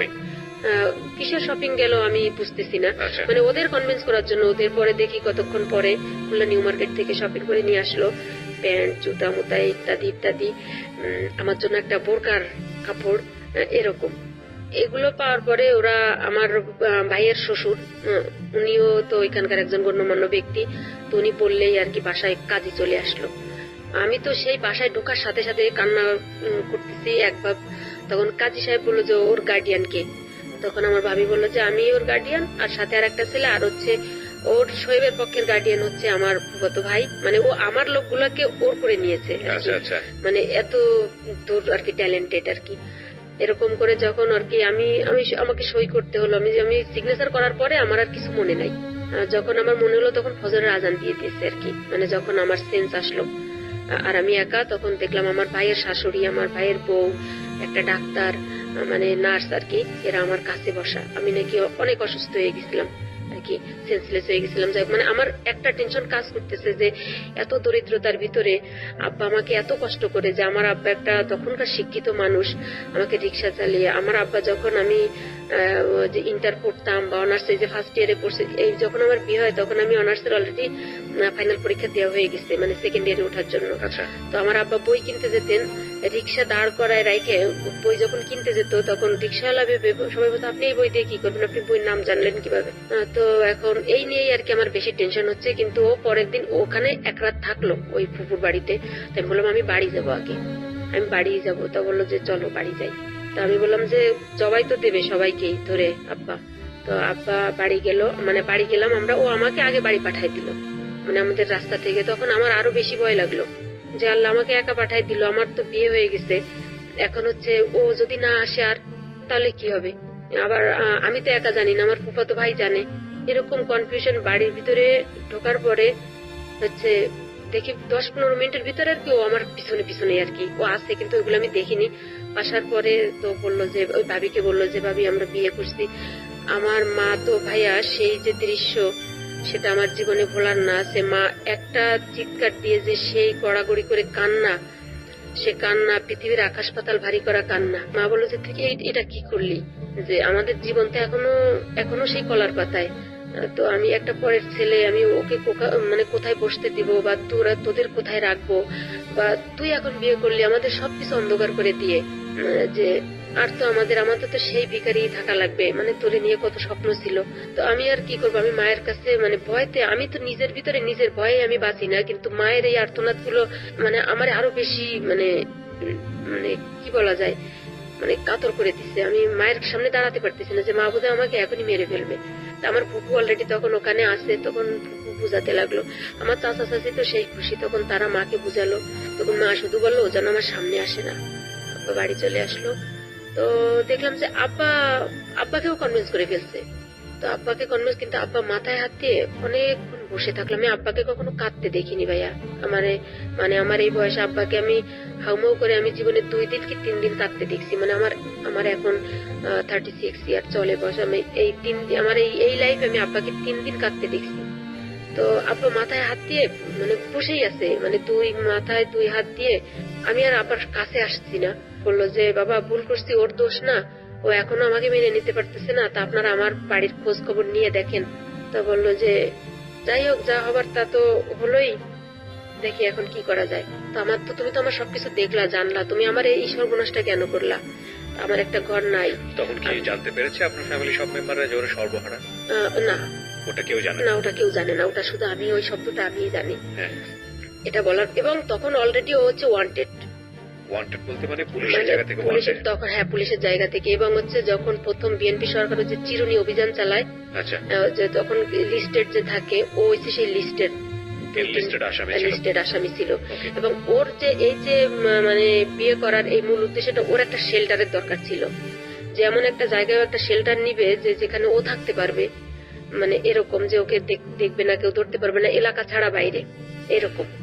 এই জন্য ওর এত মানে আগ্রহ যে আমাদের কিছু নেই, তারপরে তো বললো যে এরকম দুর্বল একটা জায়গায় আঘাত করলো, মানে আসলো যে যেখানে ওকে অ্যাভয়েড করার মতো ক্ষমতা কারো না থাকে, মানে এরকম মানে কুল ব্রেনের আর কি চিন্তা ভাবনা করে ও আগালো। পরে এভাবে চলছে। এখন আমি পড়াশোনা চালাচ্ছি, কিন্তু ওই ভাইয়ের ঘরের একটা পিছনের বারান্দার একটা রুমে ওখানে আমরা থাকতাম। আমাদের ঘরে তো থাকার জায়গা নেই। তো আমার ওই চাচাতো ভাইটা বাড়িতে আসলো। বাড়িতে আসার পরে, মানে সংক্ষেপেই বলি, ও আসার পরে ও আমাদেরকে মানে ওর ঘর থেকে নামাই দিল। মানে ওর ভিতরে আর একটা টেন্ডেন্সি ছিল, কি খুব খারাপ উদ্দেশ্য ছিল আমাকে নিয়ে, যে কোনো কালে ও চাচাতো, মানে আমার আব্বা তো খুব নিডি, তো যে কোনো সময় হয়তো আমি পড়াশোনা করতেছি, এরকম আমি বড় হয়েছি, তো ও যে কোনো একটা প্রলোভন দেখায়, ও হয়তো আবার আমাকেও বিয়ের প্রস্তাব দিবে বা বলবে যে চাচা ওকে আমাকে দাও, মানে এরকমের একটা টেন্ডেন্সি। চাচাতো ভাই, ও খুব বয়স্ক, মানে ও এরকম শয়তান কোয়ালিটির। কিন্তু এটা তো কখনোই বুঝতে পারতাম না, জীবনে কখনো কল্পনাও করিনি। তো যার কারণে ওই যখন দেখলো যে বাড়ি এসে আমার বিয়ে হয়ে গেছে, তখন হচ্ছে আমাদের ওর ঘর থেকে তো নামাই দিল। আর আব্বাকেও খুব ভাবে আপনাদের নামে দিল, মানে ওর ঘরেই মোটামুটি আশ্রয় ছিলেন আপনারা? হ্যাঁ, ওর ঘরের পিছনে বারান্দাটা থেকে বের করে দিল আপনাদেরকে? হ্যাঁ, পুরো ফ্যামিলিকে? মানে না, আমার বাবা মা তো পাশের ঘরে ওই যে ছোট একটা দোচালা একটা কুড়ে ঘরের ভিতরে থাকে, তো ওখানে তো জামাই নিয়ে থাকা যাবে না। আর ও তো বেসিক্যালি আমাকে ওর বাড়িতে নেয়নি, ও তো আমার বাড়িতেই, আমার বাবার বাড়িতে। মানে শোয়েব? হ্যাঁ, শোয়েব। এখন তো ওখানে বললো যে আচ্ছা সমস্যা নাই। ও তখন বললো আমাদের বাজারে গেল, আমাদের ওখানকার বাজার। হ্যাঁ, বাজারে যাওয়ার পরে হচ্ছে একটা টিনের দোকানে গেল। টিনের দোকানে গিয়ে হচ্ছে 2 বান টিন নিল।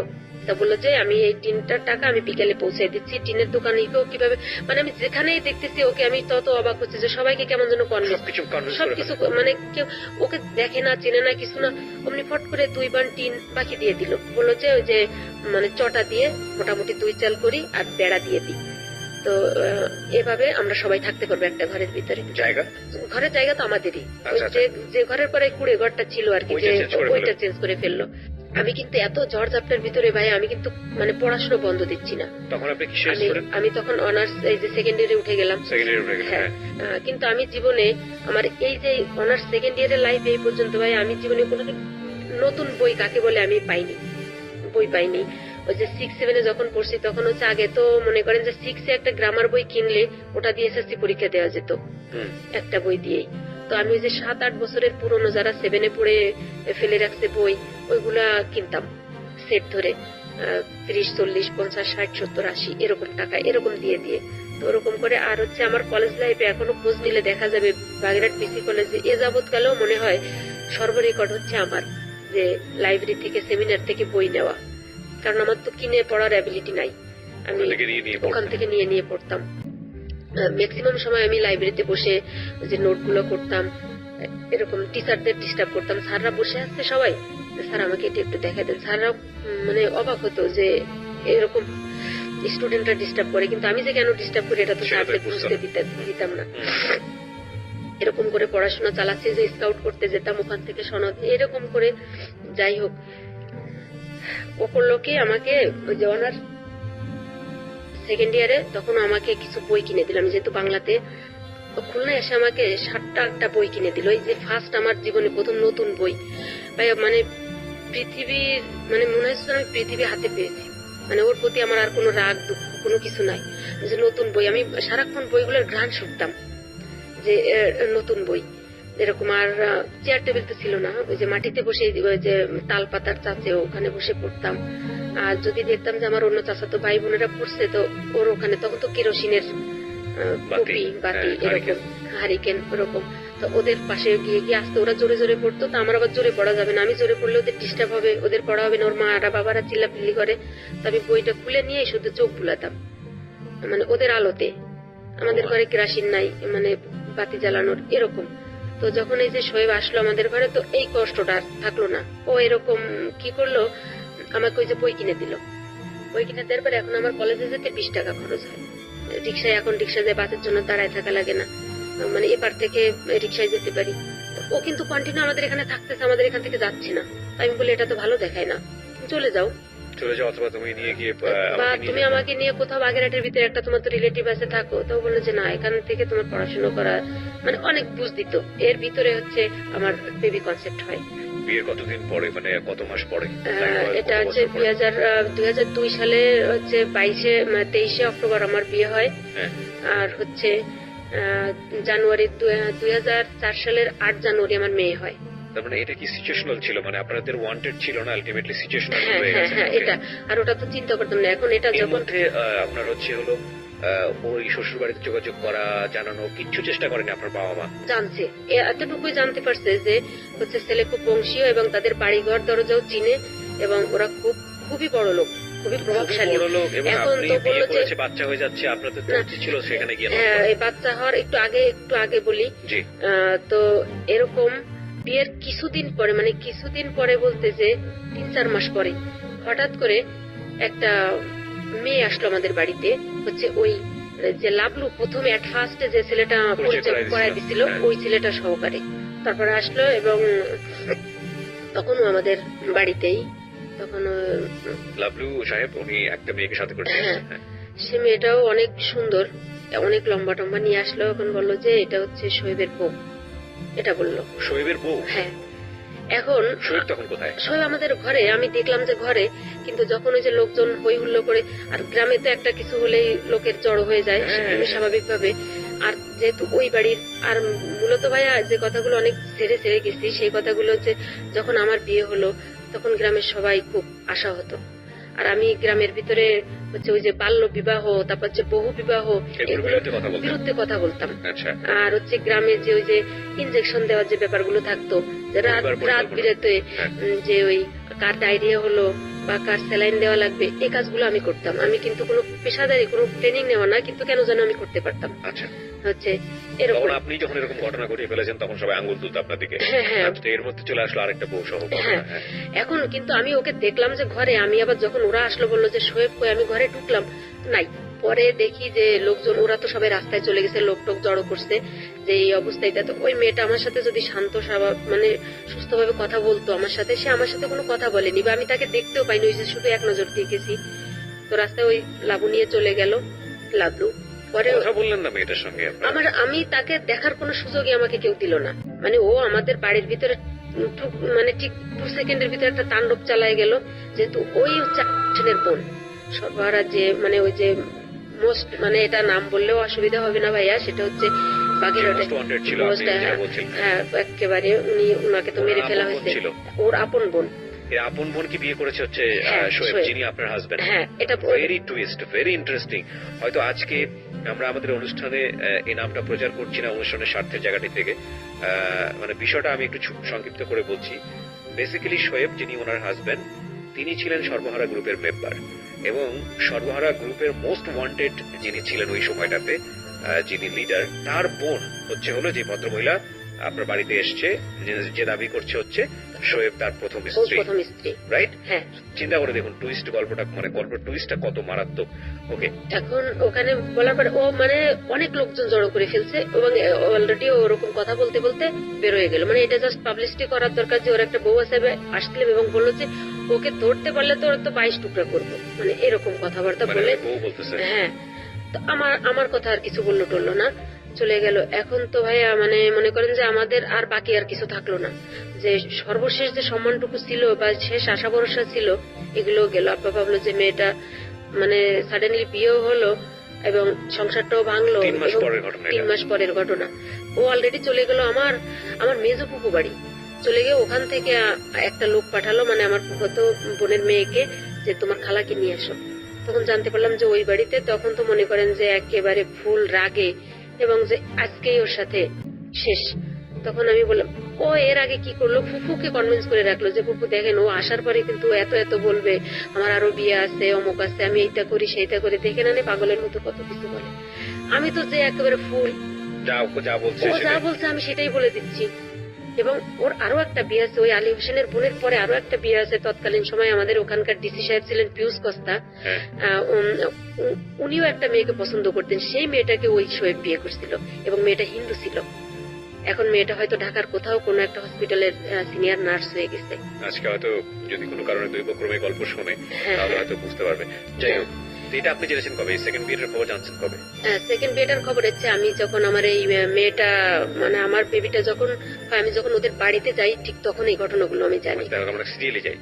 তারপর তো এটা বলার পরে তখন ও আমাকে অনেক কথা বলে আমাকে কনভিন্স করে। ফুফু দেখলেন, আমি বললাম না, তখন ফুফু আমার বলে তুই কি পাগল হয়েছিস? কোন জায়গার আগের কালের বুড়ো মানুষ, তো কোন জায়গার কোন আউল বাউল গল্প গুলো শুনে কোন শয়তান পয়তানি কি বললো তুই শুনে জামাইয়ের পরে এরকম চেঁচাচেঁচি শুরু করছিস। আমি কই ফুফু তুমি চেনো না ওরে, এরকম শয়তান। পরে ওই পথে ওর বাড়ি চলে গেল। ফুফুকে কি বলে আমি সকালবেলা আমার বাড়িতে চলে আসলাম। তো মা ওরা সবাই চিন্তিত, সবাই এই যে কি হলো বা কি দেখি এগুলা। আমি বললাম এগুলো বাদ দাও, ওগুলো আর কোনো কথা বলো না, আমি কলেজে যাই ঠিক মতো। একদিন পরেও আবার আমাদের বাড়িতে চলে আসলো। আচ্ছা, চলে আসার পরে বললো যে এগুলো কোনো কিছু না, এগুলো হচ্ছে আমার শত্রুপক্ষ, অমুক সমুক এই সেই, মানে যেগুলো বলা। এখন ওর কথা আর কেউ বিশ্বাস করে না। এখন এই একদিন পরে আমাদের বাড়ি থেকে আমার বাড়ি আসার পরে ও আমাকে সার্বক্ষণিক 24 ঘন্টা খুব জেগে রাখে। হ্যাঁ, এবং আমি হচ্ছে ভাবিকে বললাম যে ভাবি এগুলো এখন আমার তো কিছু প্রোটেকশন দরকার আছে, কারণ এই মুহূর্তে তো বাচ্চা নেওয়া কোনো মতেই সম্ভব না। তো ইন দ্য মিন টাইম আপনি কি এই যে পিস্তল ধরা, আপনাকে যে চিন্তাই করে নিয়ে যে বিয়ে করা, এগুলো ঘটনা কি আপনার বাবা মাকে বলেছেন? হ্যাঁ, তখন সবাই মোটামুটি সবকিছু জেনে গেছে। সব জেনে গেছে আর কি সবাই এগুলা। এখন বলো যে এখন তো ভালো, ও এটা বলে কনভিন্স করে যে আমি ভালো হতে চাইলে আপনারা আমাকে সুযোগ দিবেন না। তার মানে ও মোটামুটি আপনারা সবাই তখন জানতেন যে ও সর্বহারা গ্রুপে। হ্যাঁ, আচ্ছা। এখন বলে যে আমি ভালো হতে চাইলে আপনারা কি আমাকে সুযোগ দিবেন না।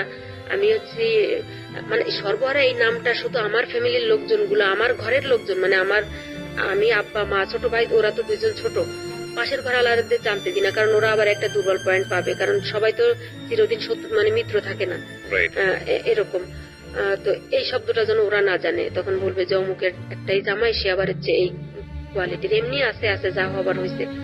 তো এটা বলার পরে এখন আমি বলি ভাবি এই অবস্থা, কিন্তু ও এই কারণে আমাকে সবসময় চেকে রাখে যে আমি কোন ধরনের কোন পদ্ধতি ইউজ করি কিনা বা কিছু।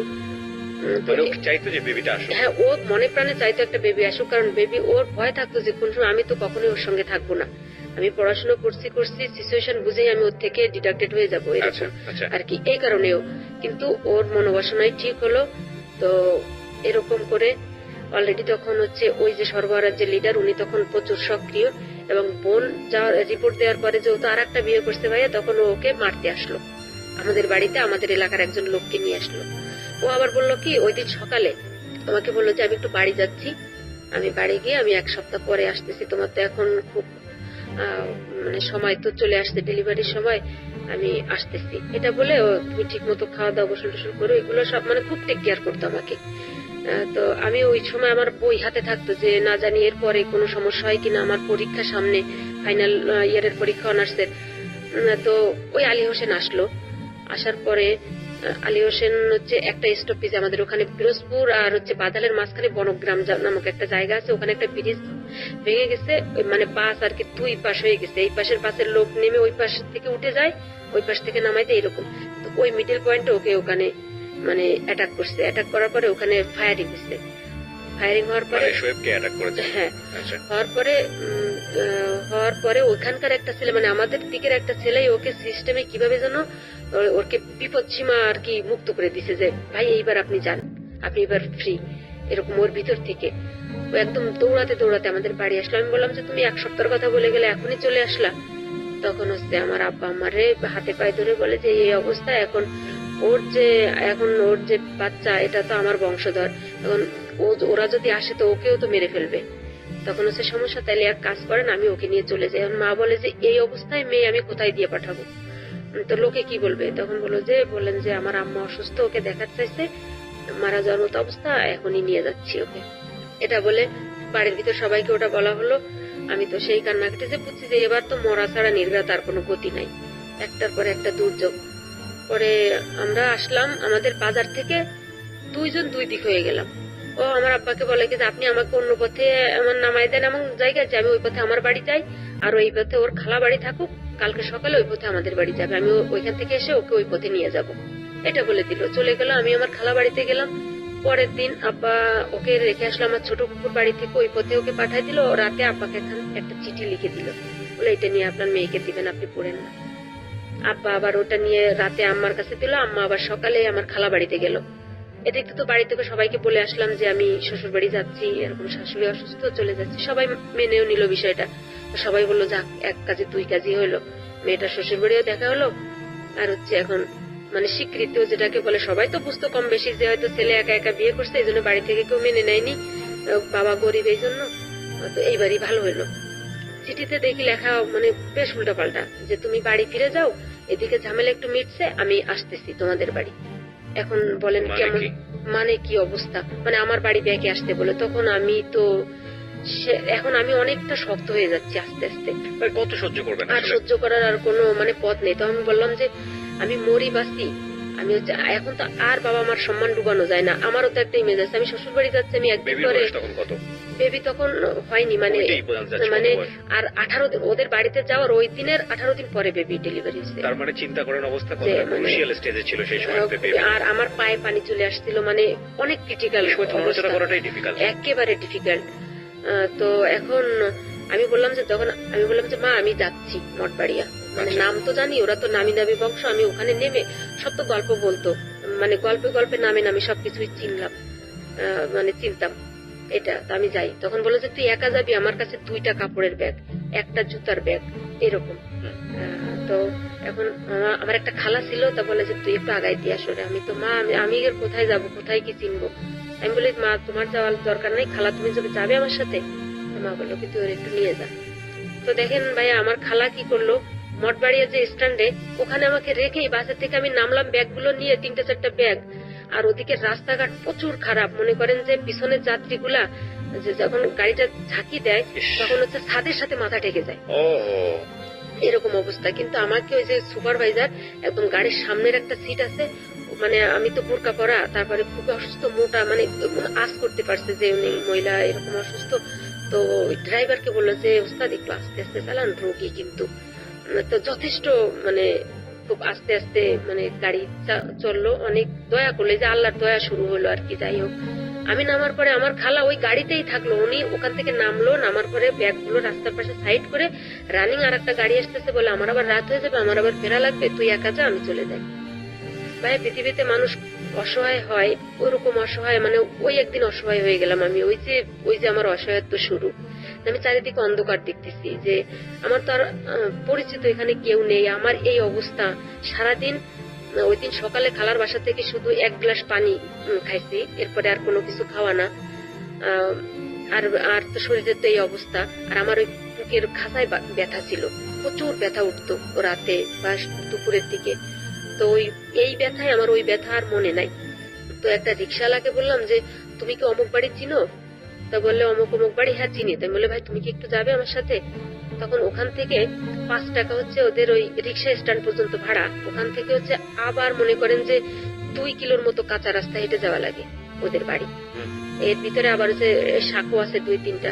তো রিক্সা নামায় দিয়ে বললো যে আপনি এখন হেঁটে যান, এত এত পথ। তখন আমি মানে কান্না করে দিলাম, বললাম যে ভাই আমি কিভাবে যাবো এতগুলো ব্যাগ নিয়ে, আপনি আমার সাথে চলেন, আপনাকে আমি টাকা দিব, আমার কাছে টাকা আছে, আপনাকে আমি টাকা দিব, আপনি চলেন।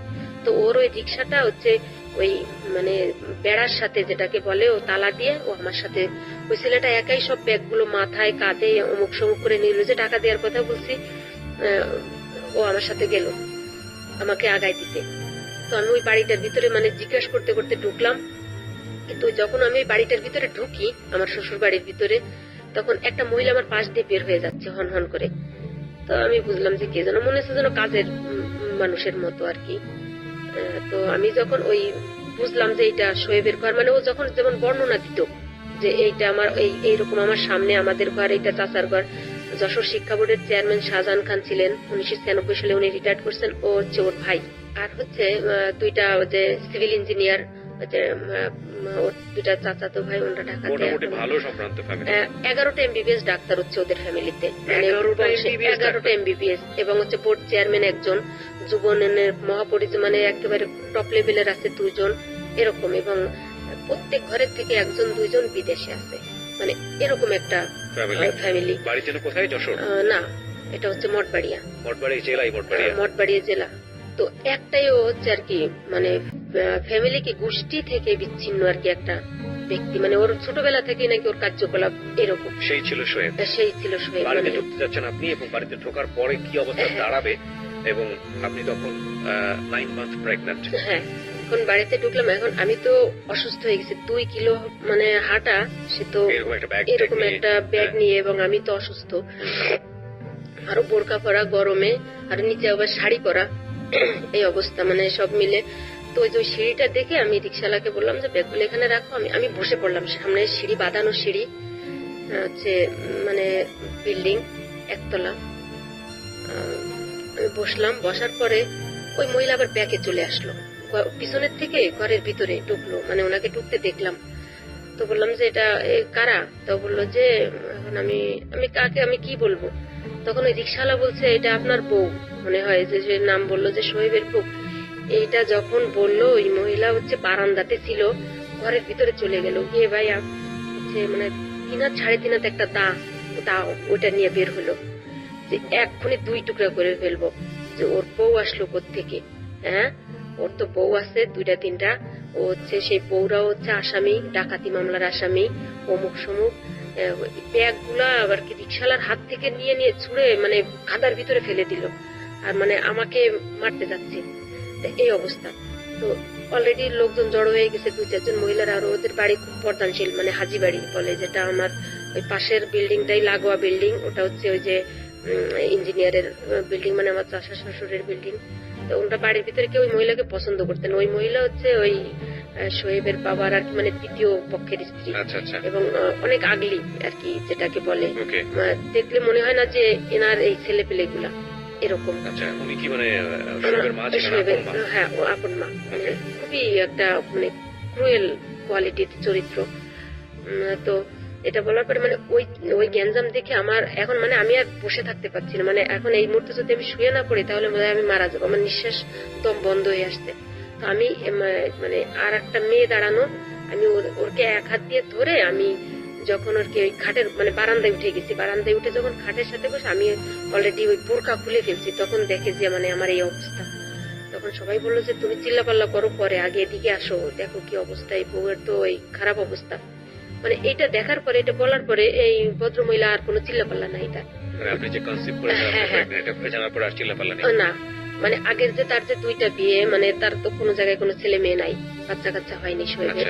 এটা দেখার পরে আমার মনে হয় এই কারণেই হয়তো মায়া হয়েছে। আর তাছাড়া এখন মানে দেখেছে যে আমি মানে মারা যাচ্ছি এই অবস্থা, তখন আমি ইশারা করে বললাম যে আমি একটু পানি খাবো। তা উনি বললো যে পানি দেওয়া যাবে না, মানে উনি বললো ভালোর জন্য যে এই সময় এই মুহূর্তেই পানি দেওয়া যাবে না, একটু ঠান্ডা হোক তারপরে। পরে পানি দিল, পানি খাওয়ার পরে আমি বললাম যে ওই ব্যাগের ওই পকেটে অমুক জায়গায় টাকা আছে, রিক্সাওয়ালাকে 100 টাকা দেবো। তখন ওই মহিলা নিজে টাকা দিতে গেল, রিক্সাওয়ালাকে 20টা টাকা দিতে বলে, তোর এইটুক থেকে 5 টাকা ভাড়া, তুই ব্যাগ ট্যাগ নিয়ে আসিস, তোর 15 টাকা বেশি। সে রিক্সাওয়ালা তো মানে পরানে বাসে, পারলে টাকা না নিয়েই যায়।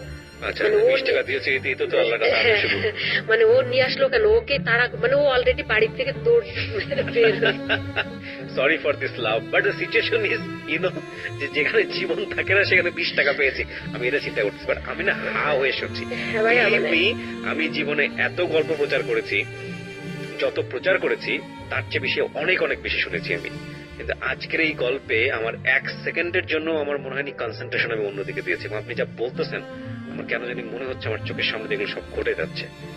চিন্তা করেন অবস্থা, মানে একটা মানুষের জীবনে ভয়াবহ। আজকে মানে কোনো সন্দেহাতীত ভাবেই বলি যে এই গল্পগুলো আমি জানি অনেক কষ্ট পাওয়া মানুষগুলো শোনেন, কিন্তু একটু শুনে দেখেন তো যে এই ভদ্র মহিলার চেয়েও কি আপনার জীবনে কষ্ট বেশি বা বৈচিত্র্য বেশি?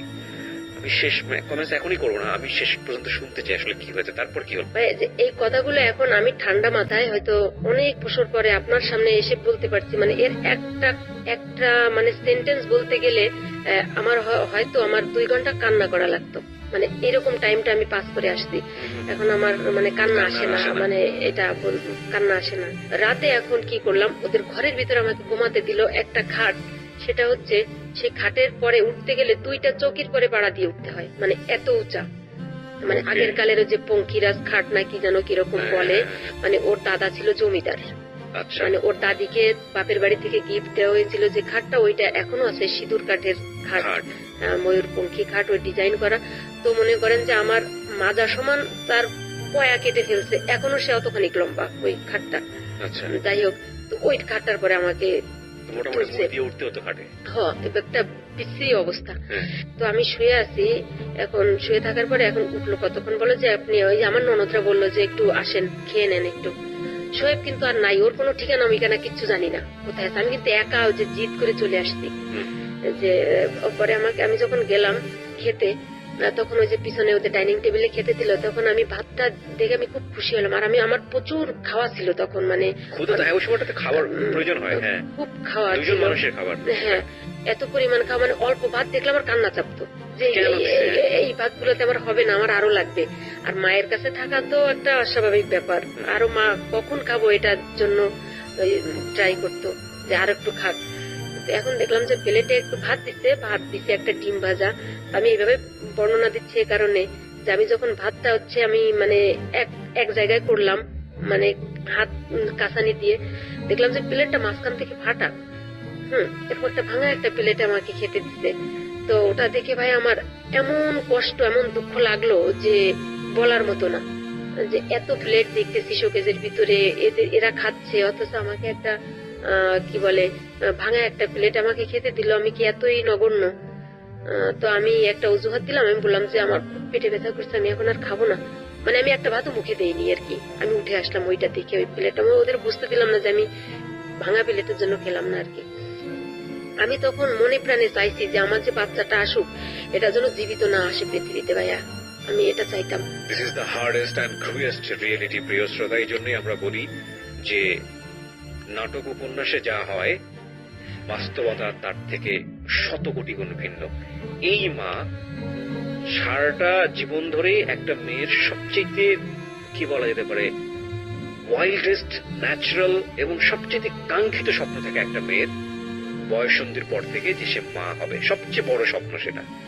সে যে সিচুয়েশনেই বাচ্চাটা পৃথিবীতে আসুক না কেন, এই ভদ্র মহিলার, উনি নিশ্চয়ই বাচ্চাটাকে নিয়ে স্বপ্ন দেখেছেন, উনি নিশ্চয়ই যেভাবেই হোক না কেন বাচ্চাটাকে সেভ করার চেষ্টা করেছেন। এবং আমি মানে বলার অপেক্ষা রাখে না, এত এত কষ্টের পরেও মানে যেভাবেই হোক না কেন, মা যদি জানতে পারে এটা যে তার সন্তান পৃথিবীতে আসতে হলে তাকে মরে যেতে হবে, আমার মনে হয় না যে যদি সত্যিকারের মা হয় যে কোনোভাবেই নিজের জীবনটা সেভ করতে চাইবে, যে না আমি মরে যাই কিন্তু আমার বাচ্চাটা যেন বেঁচে থাকে। কিন্তু সমাজ কিংবা পারিপার্শ্বিক অবস্থা কখনো কখনো আমাদেরকে এত ক্রুয়েস্ট রিয়েলিটির সামনে দাঁড় করিয়ে দেয় যে যখন অনাগত সন্তান হয়তো 10-15 দিন পরেই পৃথিবীতে আসবে, আমরা মনে প্রাণে চাই যে আমার সন্তানটি যেন বেঁচে না থাকে। So this is the hardest reality. মানে আমার এই অনুষ্ঠানটা আজকে আমি জীবন গল্পের 3য় পর্বে আমি খেয়ে হারিয়ে ফেলছি, টু বি অনেস্ট। বলুন তারপর কি হলো? তখন অলরেডি ওর গল্পগুলো তো শুনে ফেললাম। তখন আমি ভাবলাম যে ভাইয়া মানে এই বাচ্চাটা যেন পৃথিবী, মানে আমার জীবন তো গেছে, আর এই বাচ্চাটাকে আমি মানুষ করতে পারবো না, আমি মুক্তি চাই এই জীবন থেকে। মানে এই বাচ্চাটা যেন পৃথিবীতে জীবিত না আসে, ও যেন মারা যায়, এরকম। আবার একা একা কান্না করতাম। এটা হচ্ছে যাই হোক না কেন, যতগুলো বউ থাকুক না কেন, আমি তো অলমোস্ট ওই বাড়িতে নতুন বউ। এরপরে আবার এই অবস্থা, সঙ্গতকরণের লোকজন আসে, মানে আমি শুয়ে থাকি অন্ধকারের ভিতরে, ঘরের ভিতরে, যে 4-5টা শীত কাপড় গায়ে দিয়ে এরকম। তো লোকজনের দেখতে আসে যে কেমন এই বউটা কেমন। তো সবাই দেখে আমার, কিন্তু ওই যে এত বিপদের ভিতরেও, ওই যে কাপড় চোপড়ের ভিতরেও আমার 2টা বই ওর ভিতরে ঢুকানো, যে না জানি আমি এর ডেলিভারির পরে কত অসুস্থ হয়ে আমাকে পড়াশোনা করতে হবে, আমার মাথায় এটা থাকতো সবসময়। ওরকম করে আমি রাত্রে খেলাম না, শুয়ে থাকলাম, কিন্তু রাতে প্রচুর ব্যথা, সারা রাত ওর আমার হাত ধরাধরি করে হাঁটাহাঁটি করালো আর কি। তারপরের দিন সকালে 11টার দিকে দেখতেছি যে দূর থেকে যে শোয়েব বাড়িতে চলে আসছে। আচ্ছা, শোয়েব বাড়িতে চলে আসার সাথে সাথে ওর মা তো সেই চিল্লা পাল্লা শুরু করে দিছে। চিল্লা পাল্লার এক পর্যায়ে সে মানে কান্নাকাটি, হাসাহাসি, মানে এই অবস্থা। মানে এখন অলরেডি তারা খুশি যে তাদের বংশধর আসতেছে আর কি, এ কারণে খুশি তারা। তো যখন শোয়েব আমার সামনে আসলো তখন আমার আর বলার কিছু না, আমি শুধু ভাই ওর মুখের দিকে তাকায় আছি এবং আমি বললো যে ওরা খুব খারাপ কথা বলছে আম্মা, তাই না? আমি বললাম না, খারাপ কথা কোনো কিছু বলে নেই। আমি যদি হতাম ওনার জায়গায় তাহলে উনি তো অ্যাটেম্প করতে গেছেন যে উনি মানে কোপাবেন, মেরে ফেলবে, কিন্তু আমি হলে মেরেই দিতাম। কারণ যে তোমার যে ক্রিয়াকলাপ গুলো এগুলো তো ভালো না। আর তুমি হচ্ছে আমার তো ওদিক থেকে ডুবাই দিয়ে আসতো সবকিছু, তারপর তুমি আমার ব্যাকে যেতে বলো বাড়ি। যাই হোক, ভালো হোক মন্দ হোক, আমি তোমার এখানে আসছি। ডেলিভারি হলে বাচ্চা যদি পৃথিবীতে আসে সুস্থভাবে ভালো, তাও আমি রেখে চলে যাব। যদি ডেথ অবস্থায় আসে তাও আমি চলে যাব। যতটুক মানে ইন্টেনশন ওকে নিয়ে ছিল বা কিছু, এখন আর আমি এখন নিজের সাথে কথা বলি না, শুধু ওই ডেলিভারি পর্যন্ত মানে ওয়েট করা লাগবে। মানে আমি এরকমের একটা কেমন শক্তর মতো হয়ে গেছি। যাই হোক, এরকম করতে করতে যেদিন আমার বাচ্চাটা ডেলিভারি হলো ওই দিন ও শোয়েব বাড়িতে ছিল না, আর ও বাড়িতে থাকতো না। ওকে কখন পুলিশ এসে ধরে বা কি দেখি, দিনে ঘোরাফেরি করতো কিন্তু রাতে অন্য কোথাও গিয়ে ঘুমাতো। আমার এই ননদ ওরা থাকতো সাথে আমার। যাই হোক, বাচ্চা ডেলিভারি হলো বাসায় বসেই নর্মালে। ওই দিনও আমাদের বাড়িতেই ছিল। আমাদের বাড়িতে থাকার পরেও আমার কি কি জিনিসপত্র ছিল এগুলো নিয়ে আসলো। এখন বললো যে এই 18 দিন দেখে না, বাবা মা তো অলরেডি পাগল হয়ে গেছে যে কি অবস্থা, আমরা যাবো। ফোন মানে খবর দিল যে আমরা অমুক দিন আসছি। তো আমার পিরোজপুর চিনে তো না বাড়ি, পিরোজপুর পর্যন্ত আগায় নিয়ে আসতে গিয়ে গেল। তো বললো যে আপনারা এখন ফিরে বাড়ি যান, কোভিড তো একটা মেয়ে হয়েছে। তো বললো যে তুমি কি বলো, বাড়ি যাবো মানে? তো বললো যে প্রিপারেশন আছে, নাতি দেখতে আসবে, বিয়াই বাড়ি। যাই হোক না কেন, তোমার বাড়ি মানে যাওয়ার জন্য যদি আমার 50,000 টাকাও খরচ হয়, আমার জমি জমা যতটুকু আছে অতটুকু আমি বিক্রি করে তোমার মান রাখবা। তুমি যে আমার মান কি রাখলা সেটা তো বলার অপেক্ষা রাখে না। যাই হোক, আব্বা আমাকে আর রাখতে পারলো না, ওরা চলেই আসলো। তারা হচ্ছে 5,000 টাকা খরচ করে মানে প্রায় 15 কেজি মিষ্টি, কমলা, আপেল ইত্যাদি ইত্যাদি, মানে অল এভরিথিং এগুলো নিয়ে, মানে যাতে তারা বুঝতে না পারে যে ওর শ্বশুর বাড়ি খুব গরিব নিডি। আসলো। আসার পরে তো সেই কান্নাকাটি, আমারা একদিন মানে আসতে আসতে দুপুর হয়ে গেল, রাত থাকলো, সকালে চলে গেল। কিন্তু আমি তো ওই দিন থেকে আমি অসুস্থ। সে অনেক গল্প, অনেক কথা। আমি ওই টোটালি মেয়ের বয়স 56 দিন পর্যন্ত আর ওই বাড়িতেই ছিলাম। পরে আমার বাড়িতে ডাক্তার দেখার সুবিধার্থে চলে আসলাম। চলে আসার পরে আমি আমার এখানেই থাকি। কিন্তু হচ্ছে এইবার বললো কি যে তখন মেয়েটা আমার কাছেই। হ্যাঁ, ওটাকে কি আর রাখা যায়? বাচ্চা তো এখন সবকিছু ভুলে গেছি ওকে দেখার পরে।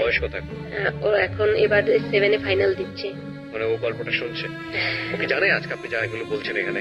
হ্যাঁ, এত ইন ডিটেল জানে নাকি আজকে প্রথম সবকিছু জানছে? ওর এখন আমার মেয়েটা যে কিভাবে ওকে নিয়ে আসলে আপনি দেখতে পারতেন যে আল্লাহ আমাকে একটা লক্ষ্মী দিছে। বাহ, ঠিক আছে, আমরা সামনে দিকে আগাই। তারপর এখন ওইটা নিয়ে আসলাম। নিয়ে আসার পরে আমি আবার পড়াশোনা শুরু করে দিলাম। আমি তো অসুস্থ, ওর ভিতরে শুয়ে শুয়ে যে আমাকে পড়তে, কারণ আমি বুঝে গেছি যে এর সাথে আমার আর কোনো ফিউচার নাই। তারপরে তখন ও বললো কি যে এখন তো আমার বেবিটার ইতিমধ্যে 6 মাস। কোনো বউ পেয়েছিলেন নাকি? না, কোনো বউ পাননি, বিয়ে শাদী করেছে সেটা জানতেন? হয়, সব আছে, কিন্তু সব ওই মানে একা একাই চলে যায়, কারণ কেউ থাকে না আসলে। কারণ ওই তো থাকে না এই আর কি। তারপরে হচ্ছে ওই বেবিটার বয়স 6 মাস হলো। মুখে ভাত দিলাম অনুষ্ঠান করে আমার বাড়িতেই, আমার বাবার সাধ্য মতো। কারণ আমাদের তখন হচ্ছে চাল কেনা লাগে না, ঘের মাছ আছে, নারকেল সুপারি টুকটাক যেগুলো হয় এগুলো দিয়ে বাজার হয় মোটামুটি করে গ্রামের ভিতরে, যেভাবে তাও 200-250 লোকের অ্যারেঞ্জমেন্ট করে আনুষ্ঠানিক ভাবে আমার বাচ্চার মুখে ভাত দিলাম। ভাত দেওয়ার পরে ও বললো কি যে এখন তো কিছু করা লাগে, মানে ওর বড় ভাই যেটা, সে বললো যে ওকে তাহলে ঢাকাতে দিয়ে পাঠাও, আমরা ক্লিনিক করছি বাবার জায়গা বিক্রি করে, তো আসুক এখানে। বললাম ভালো, দেখো এবার লাইফ ঠিক হয় কিনা, তুমি চলে যাও।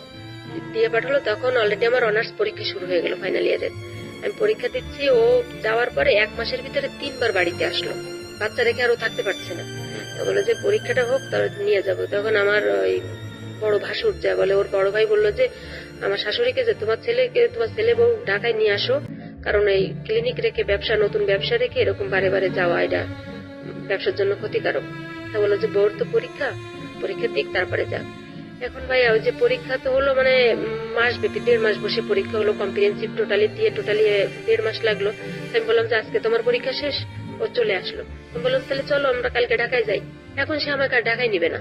তো বলো তুমি এখানে থাকো, তোমার রেজাল্ট দিবে, তুমি মাস্টার্স এখানে পড়বা। মানে এর ভিতরে অলরেডি ও আর একটা বিয়ে করে ফেলছে ঢাকাতেই। তখন এখন দেখি ওর মানে আচরণে পরিবর্তন, আমাকে নিবে না। আমার এত দিনের স্বপ্ন, আমার আব্বা বলছে যে আমার মেয়ে পড়াশোনা করবে, এখানে থাকলো, এত কিছু কাহিনী হলো, এখন আমাকে ঢাকায় নিতে চাচ্ছে না। আমি বললাম কেন, তুমি কি আর একটা বিয়ে করছো নাকি কোথাও যে আমাকে নিতে তোমার অসুবিধা? টোটালি সে আনবেই না আমাকে। এক পর্যায়ে সেই রাতে মানে এই যে ফার্স্ট এই যে 3.5 বছর ওই অবধি হয় আর ওর সাথে আমার থাকা, আমাকেও কখনো টর্চার করেনি, মানে কখনো আমাকে গায়ে হাত তুলেনি, এগুলো কখনো করেনি। তো এখানে আমার একটা এমন জোরে একটা থাপ্পড় দিল, আমার একটা কানের দুল একবার ভেঙে কানের ভিতরে ঢুকে গেল। যে আমি যাওয়ার কথা কেন বললাম, যে আমার সে লোক কখনো আমাকে জোরে কথা বলে না, তো আজকে আমাকে গায়ে হাত তুললো, নিশ্চয়ই এর ভিতরে ঢাকার ভিতরে কোনো কাহিনী আছে, ঢাকা তো আমি যাবই। তো আমি করলাম কি ওই রাতেই আমার বাচ্চাটাকে নিয়ে আমি আমার ঘর থেকে বের হয়ে গেলাম, মেয়েটাকে কোলে নিয়ে আমার একটা খালা বাড়ি এসে থাকলাম। ও কিন্তু আমাদের বাড়িতেই, ও সকালে চলে যাবে। আমার চিন্তা ভাবনা কি, আমি সকালে ও ঢাকায় যাওয়ার আগে আমি ঢাকায় যাব, অন্তত একটা আমার ভাসুরের একটা কার্ড আছে আমার কাছে যে আমি ঢাকায় যাব।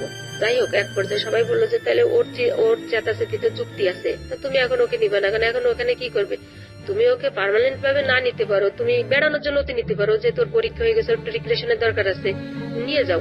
তো সবাই যখন বললো যে সবার জবাব দিয়ে তা দেওয়া লাগে, তাও বললো যে চলুক বলে মানে মোটামুটি আমার ওই বাড়িতে একটা কোনো টুকরা মানে কিছু নাই, কাপড় চোপড় এভরিথিং সবকিছু নিয়ে আমরা চলে আসলাম ঢাকাতে। আসলাম আমার ওই বড় মানে ওর বড় ভাইয়ের বাসায়। তো যাই হোক 13 দিন ছিলাম ওই বাসাতে। এই 13 দিনের ভিতরে ও একদিন ওই বাসাতে আসেনি, থাকেনি আমাদের সাথে, ওই ক্লিনিকেই থাকে। রাতে নাকি ওর ক্লিনিকে থাকা লাগে, কিন্তু ও রাতে ওই ক্লিনিকে থাকার নাম করে ও হচ্ছে ওই মহিলার কাছেই থাকে। যাই হোক, পরে ওর ভাই করলো কি বাসা চেঞ্জ করে দিল, আমাদের ওই পুরোনো বাসায় রেখে 30 তারিখে বা 1 তারিখে ঢাকা। তখন তো বুঝতাম না যে বাসা ভাড়া কাকে বলে, ওই যে গ্যাস বিল, কারেন্ট বিল, এগুলো মানে এগুলো সম্পর্কে কোনো ধারণা নাই। তাও 1 তারিখে নাকি বাসা ছাড়তে হয়। তো ওরা আমাদের 29 তারিখে বাসা ছেড়ে চলে গেল। আমাদের 2 মা বেটিকে ওই বাসার ভিতরে রেখে সব মালামাল বের করে ফ্ল্যাটের ভিতরে, 5 তলা ফ্ল্যাট, মানে 5 তলার পরে একটা রুমের ভিতরে বললো যে শোয়েব আসতেছে, তোমরা এখানে থাকো। ওরা সবাই চলে গেল আমাদের রেখে। আর একটা পাতিলে অল্প একটু ভাত আর একটা আলু সিদ্ধ এটা রেখে সবাই চলে গেল।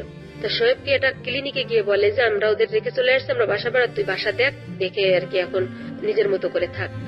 ওই ফাঁকা ঘরের ভিতরে ওই রাতটাতে এখন থাকা লাগবে, একদিনে কোথায় বাসা পাবে? আর ওকে কেই বা বাসা ভাড়া দিবে? কোনো ফার্নিচার নাই, মানে টোটালি কোনো কিছু নাই। একটা ব্যাগেজে একটা বাচ্চা নিয়ে কি করা, টাকা পয়সারও দরকার আছে।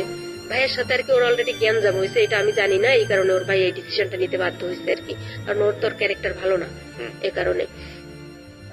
তো ওই রাতে আমরা ক্লিনিকে গেলাম, ওই যে ক্লিনিকে যে ডায়াগনস্টিক অ্যান্ড ক্লিনিক যে 11:30 ছিল মিরপুর, ওখানে। তো ওই রাতে বাচ্চাটাকে নিয়ে আমরা 3 জনে ওই যে কি বলে রিসেপশনের যে রুমটাতে এরকম কার্পেট বিছানো, ওখানে মানে একটা কাঁথা বিছিয়ে, কিন্তু আমাকে আল্ট্রাসোনোগ্রাম রুমে যেতে দিচ্ছে না। অন্য আমি তো দেখিনি কখনো এগুলা, শহরের পরে ব্যাপার সব আমি একটু দেখি, কোথাও যে এখানে থাকো এরকম। তখন বুঝি যে ওই মহিলা আবার আসছিল কিনা রাতে, এ কারণে কি আমাকে যেতে ওখানে নিষেধ করলো কিনা। যাই হোক গেল, একটা বাসা নিল, টিন শেডের 3টা রুম সিরিয়ালি, মানে 3টা ঘর, মাঝখানের ঘরটা নিল হচ্ছে মনে হচ্ছে যেন 1 হাত মাথার উপরে আর কি চাটাই, টিনের। তখন হচ্ছে পহেলা চৈত্র, ওই দিন শনিবার ছিল। তখন আমি বললাম যে পহেলা চৈত্র আরো শনিবার, আমাদের যাই হোক না কেন একটা আটটা দিয়ে শুরু হোক, এটাই কিন্তু আমাদের সংসার শুরু। তো শনিবার সংসারটা করো না, আর একটা দিন না হয় ক্লিনিকে থাকি, সমস্যা কি রাতে, এটা আমি বললাম। তো আমাকে অনেক উল্টাপাল্টা কথা বললো। যাই হোক আমরা শনিবারে ওই বাসাতে উঠলাম। যাই হোক ওখানে অনেক ঘটনা, যেহেতু আমি ছেড়ে যাচ্ছি। তো 1 মাস পর্যন্ত ছিলাম, এর ভিতরে আমার অনার্সের রেজাল্ট দিয়ে দিল এটা, এবং আমি বাড়ির সাথে যোগাযোগ রাখতে পারছি না। ওই 1 মাসেও আমি টোটাল, তখন চৈত্র মাস, ওই চালের অবস্থা ওইরকম, একটা ফ্যান নাই, একটা খাট নাই, কোনো কিছুই, বাচ্চাটাকে নিয়ে ওভাবেই ফ্লোরে আসি। তো এর ভিতরে ওর ভাইয়ের সাথে গ্যাঞ্জাম শুরু করে দিল, ওর ভাই ওকে ক্লিনিক থেকে বের করে দিল। আমি মানে ও দুপুরবেলা আসলো বাসাতে বাজার দিতে, তখন আমি সবসময় 3টা চেন পরতাম, মানে ও আমাকে দিছিল স্বর্ণের, বাচ্চার একটা আর আমার 2টা। তখন একটাই ছিল একটা আকিক পাথরের একটা লকেট ওয়ালা একটা চেন ছিল। তো দেখি ওই চেনটাই বড় আর কি, মানে অনেক বড়। তো দেখি ওই আমার গলা থেকে নিয়ে নিল চেনটা, তো ওই গলায় দিত যে থাকুক। তখন দেখি হঠাৎ করে ওর গলায় চেনটা নাই। তো আমি বললাম যে তোমার গলার চেনটা কোথায়? হঠাৎ হাত দিয়ে বলে যে পড়ে গেল নাকি কোথায়, আমার এক বন্ধুর বাসায় গেছিলাম, ওখানে তো শার্ট খুলেছিলাম, পড়ে গেছে নাকি, যাই হোক এরকম একটা কাহিনী। কিন্তু ওই চেনটা ওই মহিলাকে দিয়ে আসছে। মানে ওখান থেকে একদিন রাতে কথা কাটাকাটির এক পর্যায়ে যে তুমি আমরা তো এখানে কিছু চিনি না, মেয়েটা তখন অলরেডি অসুস্থ হয়ে গেল ওখানে যে গরমের কারণে। আমরা আমাদের বাড়িতে নিয়ে আসলো, আমাদের বাড়িতে নিয়ে আসার পরে আমাদের রেখে ওই 1 দিন 2 দিন থাকলো, মানে 1 দিন 2 দিন। এই 2 দিনের ভিতরে আমার বাবা ঘেরে, আমাদের ওদিকে তো গলদা বাগদার চাষ হয়, চিংড়ি চাষ আমাদের বাগেরহাটের ওদিকে, ও মানে এগুলো বিক্রি করে দিল। বললো যে আব্বাকে বললো যে আর্জেন্ট ভাবে আমার টাকা লাগবে, আমি ক্লিনিকের জন্য আমার টাকা ইনভেস্ট করা লাগবে, ও এখানে 1 মাস থাকুক বাড়িতে, আমি ওদিকে গুছাই। মানে এভাবে ও তো কনভিন্স করার পাওয়ারটা অনেক বেশি। মানে আব্বাকে চিংড়ি মাছ বিক্রি করতে গেলে তার বাজারে নিয়ে যাওয়া লাগে না, শুধু পার্টিকে ফোন দিলে মানে খবর দিলেই হয়, এরকমের একটা ব্যাপার স্যাপার। টাকা অগ্রিম দিয়ে দিল, ও আমাদের দিকে চলে আসলো। এই যে আসলো তো আসলো, ওর আর কোনো খবর নাই, কোনো ফোনে কোনো মানে কানেকশন পাচ্ছি না, যোগাযোগ রাখতেছে না, আসতেছে না। 2 মাস 3 মাস পর একটু হয়তো বা ফোন দিতে পারে। তো বললো যে আমি খুব বিপদে আছি। এসে অলরেডি ও তখন এই মহিলার সাথে সংসার করা শুরু করে দিছে। ও নিজে করে একটা নার্সিং হোম করছে, মানে ওই মহিলা হচ্ছে মেন্টালের নার্স, ঢাকার খুব বয়স্ক একটা মহিলা, 50 আপ একটা। একদিন আমার ওর বড় ভাই আমাকে ফোন দিয়ে বলে তুমি ঢাকাতে কি করো তুমি, ও তো আর একটা বিয়ে করছে। আমার মাথার অবস্থা আরো খারাপ, যে অবস্থা আর একটা বিয়ে করে ফেললো। আমি ঢাকাতে আসলাম, ঢাকাতে একা একা, বাচ্চা তখন 8 9 10 11 12 মাস, মোটামুটি বছর হয়ে গেছে আর কি বেবির বয়স। ওকে রেখেই আমি চলে আসলাম। খোঁজাখুঁজির পরে পাইলাম না, না পাওয়ার পরে ও আমাদের বাড়িতে একবার গেল, যাওয়ার পরে আমি সবাইকে ডাকলাম, আমার আত্মীয় স্বজন যারা আছে। তখন ওদের ওখান থেকে আমি বললাম যে ওকে মুখে দিয়ে বললে কাজ হবে না, ও যে কত বড় শক্ত লোক, ওটা হচ্ছে আমাকে ঢাকায় নিয়ে এরকম এরকম করছে। তো এখন ও কি করবে, ও একটা বিয়ে করছে কিনা এটা ওকে মুখ থেকে স্বীকার করাও, তারপর হচ্ছে আর না হলে ও আমাকে এখান থেকে ডিভোর্স দিয়ে যাক, কিছু একটা করুক, নাহলে আমি থানা থেকে পুলিশ নিয়ে আসতেছি। মানে আমি একদম পুরো পাগল হয়ে গেছি এটা বলে। হ্যাঁ, আমি সত্য থানায় চলে গেছি। থানায় চলে যাওয়ার পরে এসে দেখি যে মানে আমার মানে লোকজন যাদের মাঝে ওকে বসায় রেখে গেছে, এদেরকে কনভিন্স করে কোন ফাঁকে ও ওখান থেকে চলে গেছে।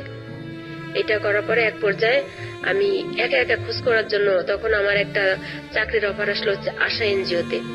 তো ইন্টারভিউ দিতে ঢাকাতে আসতে হবে। তখন আমি বললাম এই 1 কাজে 2 কাজ, ওকেও খুঁজে দেখা যাবে, আমিও যাই। কেউ আসতে দিতে যাচ্ছে না বাড়ি থেকে। আমি বললাম যাই মা, কি হবে, জীবন এখন তো আর চলছে না, আব্বা তো আর বয়স হয়ে যাচ্ছে, ছোট ভাই 2টা লেখাপড়া করতেছে, আমার তো কিছু একটা করা উচিত, মেয়ের খরচ, এই আর কি।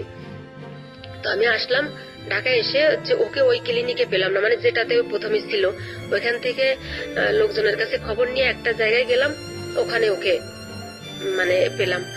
পাওয়ার পরে ও আমাকে একটা বাসায় নিয়ে গেল, হচ্ছে ওর একটা নার্স আর একটা নার্স ওর বাসায়, ওইখানে আমাকে ডেকে দিল, বললো যে আমার তারপরের দিন আর কি আমার ইন্টারভিউ।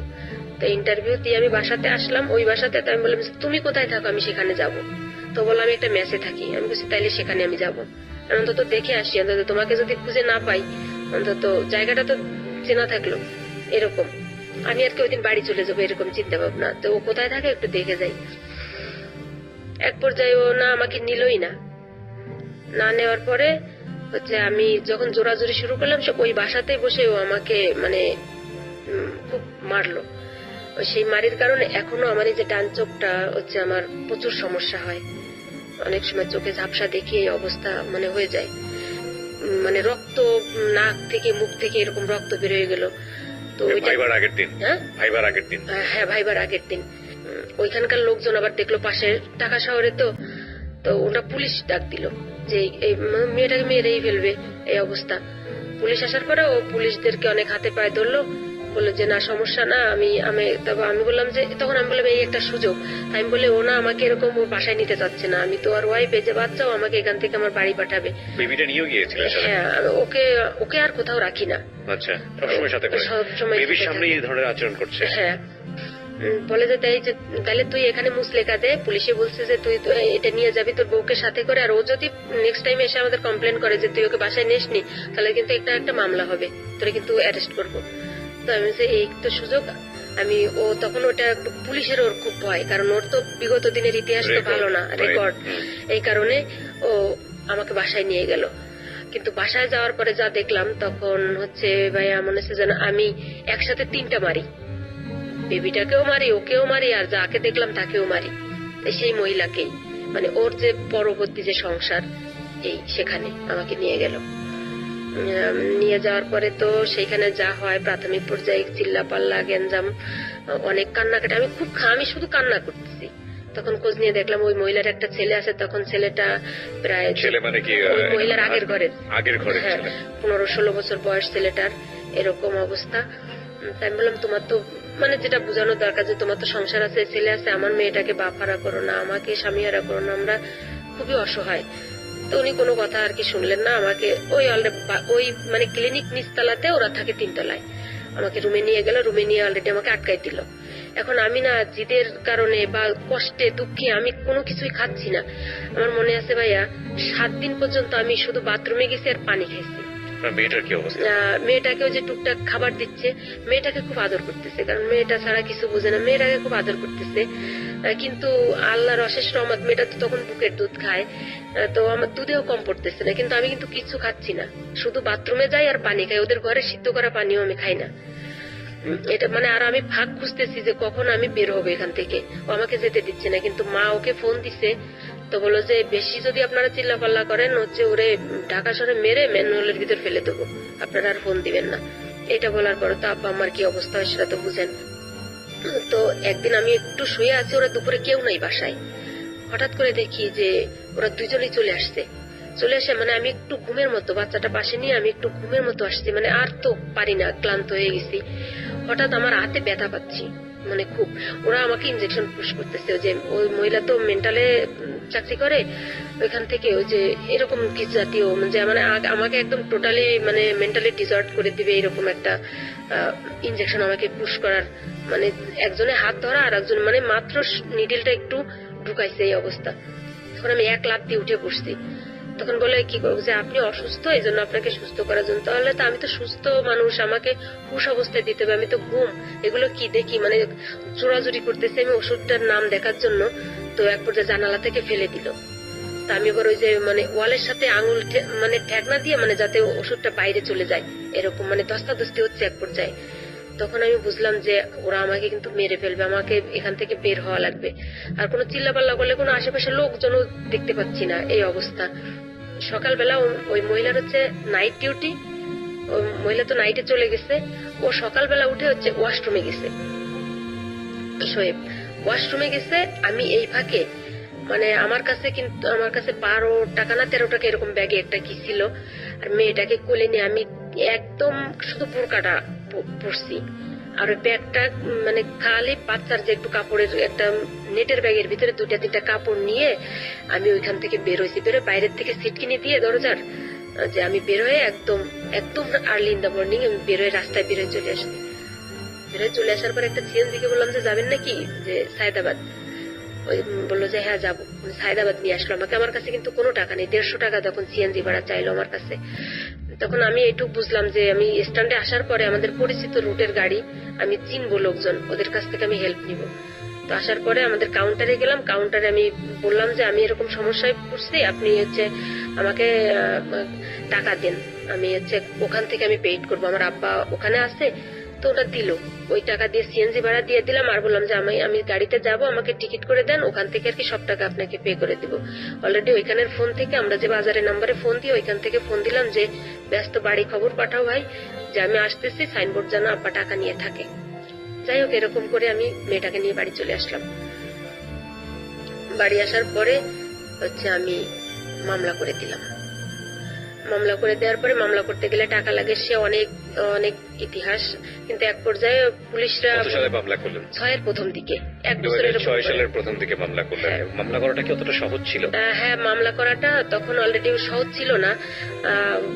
মানে নিজেদের তো রিলেটিভ আত্মীয় স্বজন আছে, অনেক ধর্ণা ধরা লাগছে যে মানে কি নারী নির্যাতন? নারী নির্যাতন মামলা। আচ্ছা। তো বললো যে এত টাকা লাগবে, 12,000 টাকা লাগবে একটা মামলা রুজু করতে গেলে। তো ওখানকার একটা চেয়ারম্যানের সহায়তা নিলাম, আমাদের রিলেটিভ হয়। এখন আসামি ধরার আর কোনো মানে নোটিশ করা বা তদন্ত করা বা চার্জশিট দেওয়া এগুলো কোনো কিছু নাই। তখন আমি বললাম আসামি কোথায় থাকে আমি জানি, আপনারা আমার সাথে যাবেন, ঢাকাতে আপনাকে ধরাই দিব। তো ওনারা যে এস্টিমেট আমাকে দিল যে ঢাকাতে, বাগেরহাট থেকে ঢাকাতে আসামি ধরাতে আসলে মিনিমাম 50,000 টাকা খরচ আছে।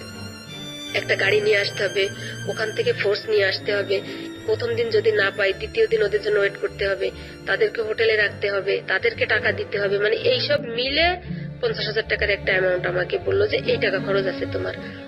50 পয়সা খরচ করার মতো তো অ্যাবিলিটি আমার নাই। তো আমি বললাম যে আপনি আমাকে রিকলটা দেন, আমি একা একা মানে আসামি ধরি। তখন ওনারা হাসাহাসি করতেছে যে তুমি পারবা? আমি বললাম যে আমি পারবো। তখন আর একজন বললো যে দিয়ে দেন তো, দেখেন পারে কিনা, বিপদ ছাড়ান। ওনারা মানে তাচ্ছিল্য সহকারে আর কি দিল আমাকে কাগজটা। তারপরে আমি ওই দিনই রাতে গাড়িতে উঠলাম। রাতে গাড়িতে উঠে আমি তখন আর বেবিটাকে কাগজ দিয়ে দিল আপনাকে, মানে আপনি কিভাবে আসামি ধরবেন? আপনি তো ধরার এখতিয়ার নাই, তো পুলিশ লাগবে। এইটা যখন আমি থানাতে দিব, মানে ওই কাগজটা আমাকে দিয়ে দিল, রিকুইজিশনটা দিয়ে দিল আমাকে আর কি, যে এটা আপনি ওইখানকার আসামি যে থানার আন্ডারে আছে ওই থানাতে জমা দিলে ওরাই আপনাকে হেল্প করবে। আচ্ছা আচ্ছা, এইটা আমি বলছি আচ্ছা ঠিক আছে। তো আপনি ওটা নিয়ে ওই থানাতে জমা দিলেন? হ্যাঁ, আমি আসলাম, কিন্তু আমি আসার পরে আমি এখানে একটা মানে হেল্প পাইলাম, হচ্ছে আমার ওর বড় ভাই যে যাদের সাথে শেয়ারে বিজনেস করতো ওই যে ক্লিনিকের, ওদের সাথে ওদের খুব মানে জ্ঞানজাম। তো আমি ওনাদের হেল্পটা নিলাম, ওনাদের ওখানে গেলাম, ওনারা আমাকে পুরোপুরি হেল্প করলো। ওনারা হচ্ছে থানাতে গেল, থানাতে যাওয়ার পরে মানে আমার কোনো টাকা খরচ হলো না। থানাতে যাওয়ার পরে ওরাই হেল্প করে দিল, পুলিশও কোনো আমার কাছ থেকে কোনো টাকা নিল না। মানে আমার ওই বেবির ছবিটা দেখার পর, আমার বেবিটা অনেক কিউট, আমি কান্নাকাটি করলাম, একটা টাকাও নিল না। এই যে পল্লবী থানাতে, তো ওই বাসাতে গিয়ে ধরা গেল, দুজনকেই অ্যারেস্ট করলো।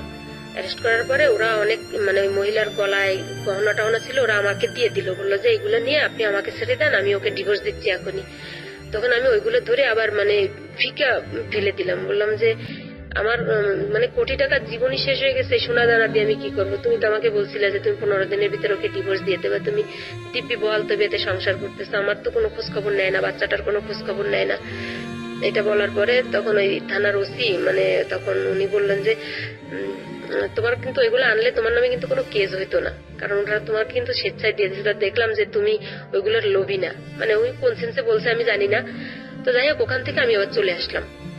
পরে মামলা ওইভাবে চলতে থাকলো। আসামি যেহেতু বাগেরহাটে মামলা, ওদের চালান করে নিল, ওদের হাইকোর্ট করা লাগলো। ওই মামলায় হাইকোর্ট করে জামিন হলো। জামিন হওয়ার পরে এক পর্যায়ে ওরা আমার নামে বিভিন্ন ধরনের মামলা দিতে থাকলো, একটার পর একটা কাউন্টার মামলা যেটাকে বলে।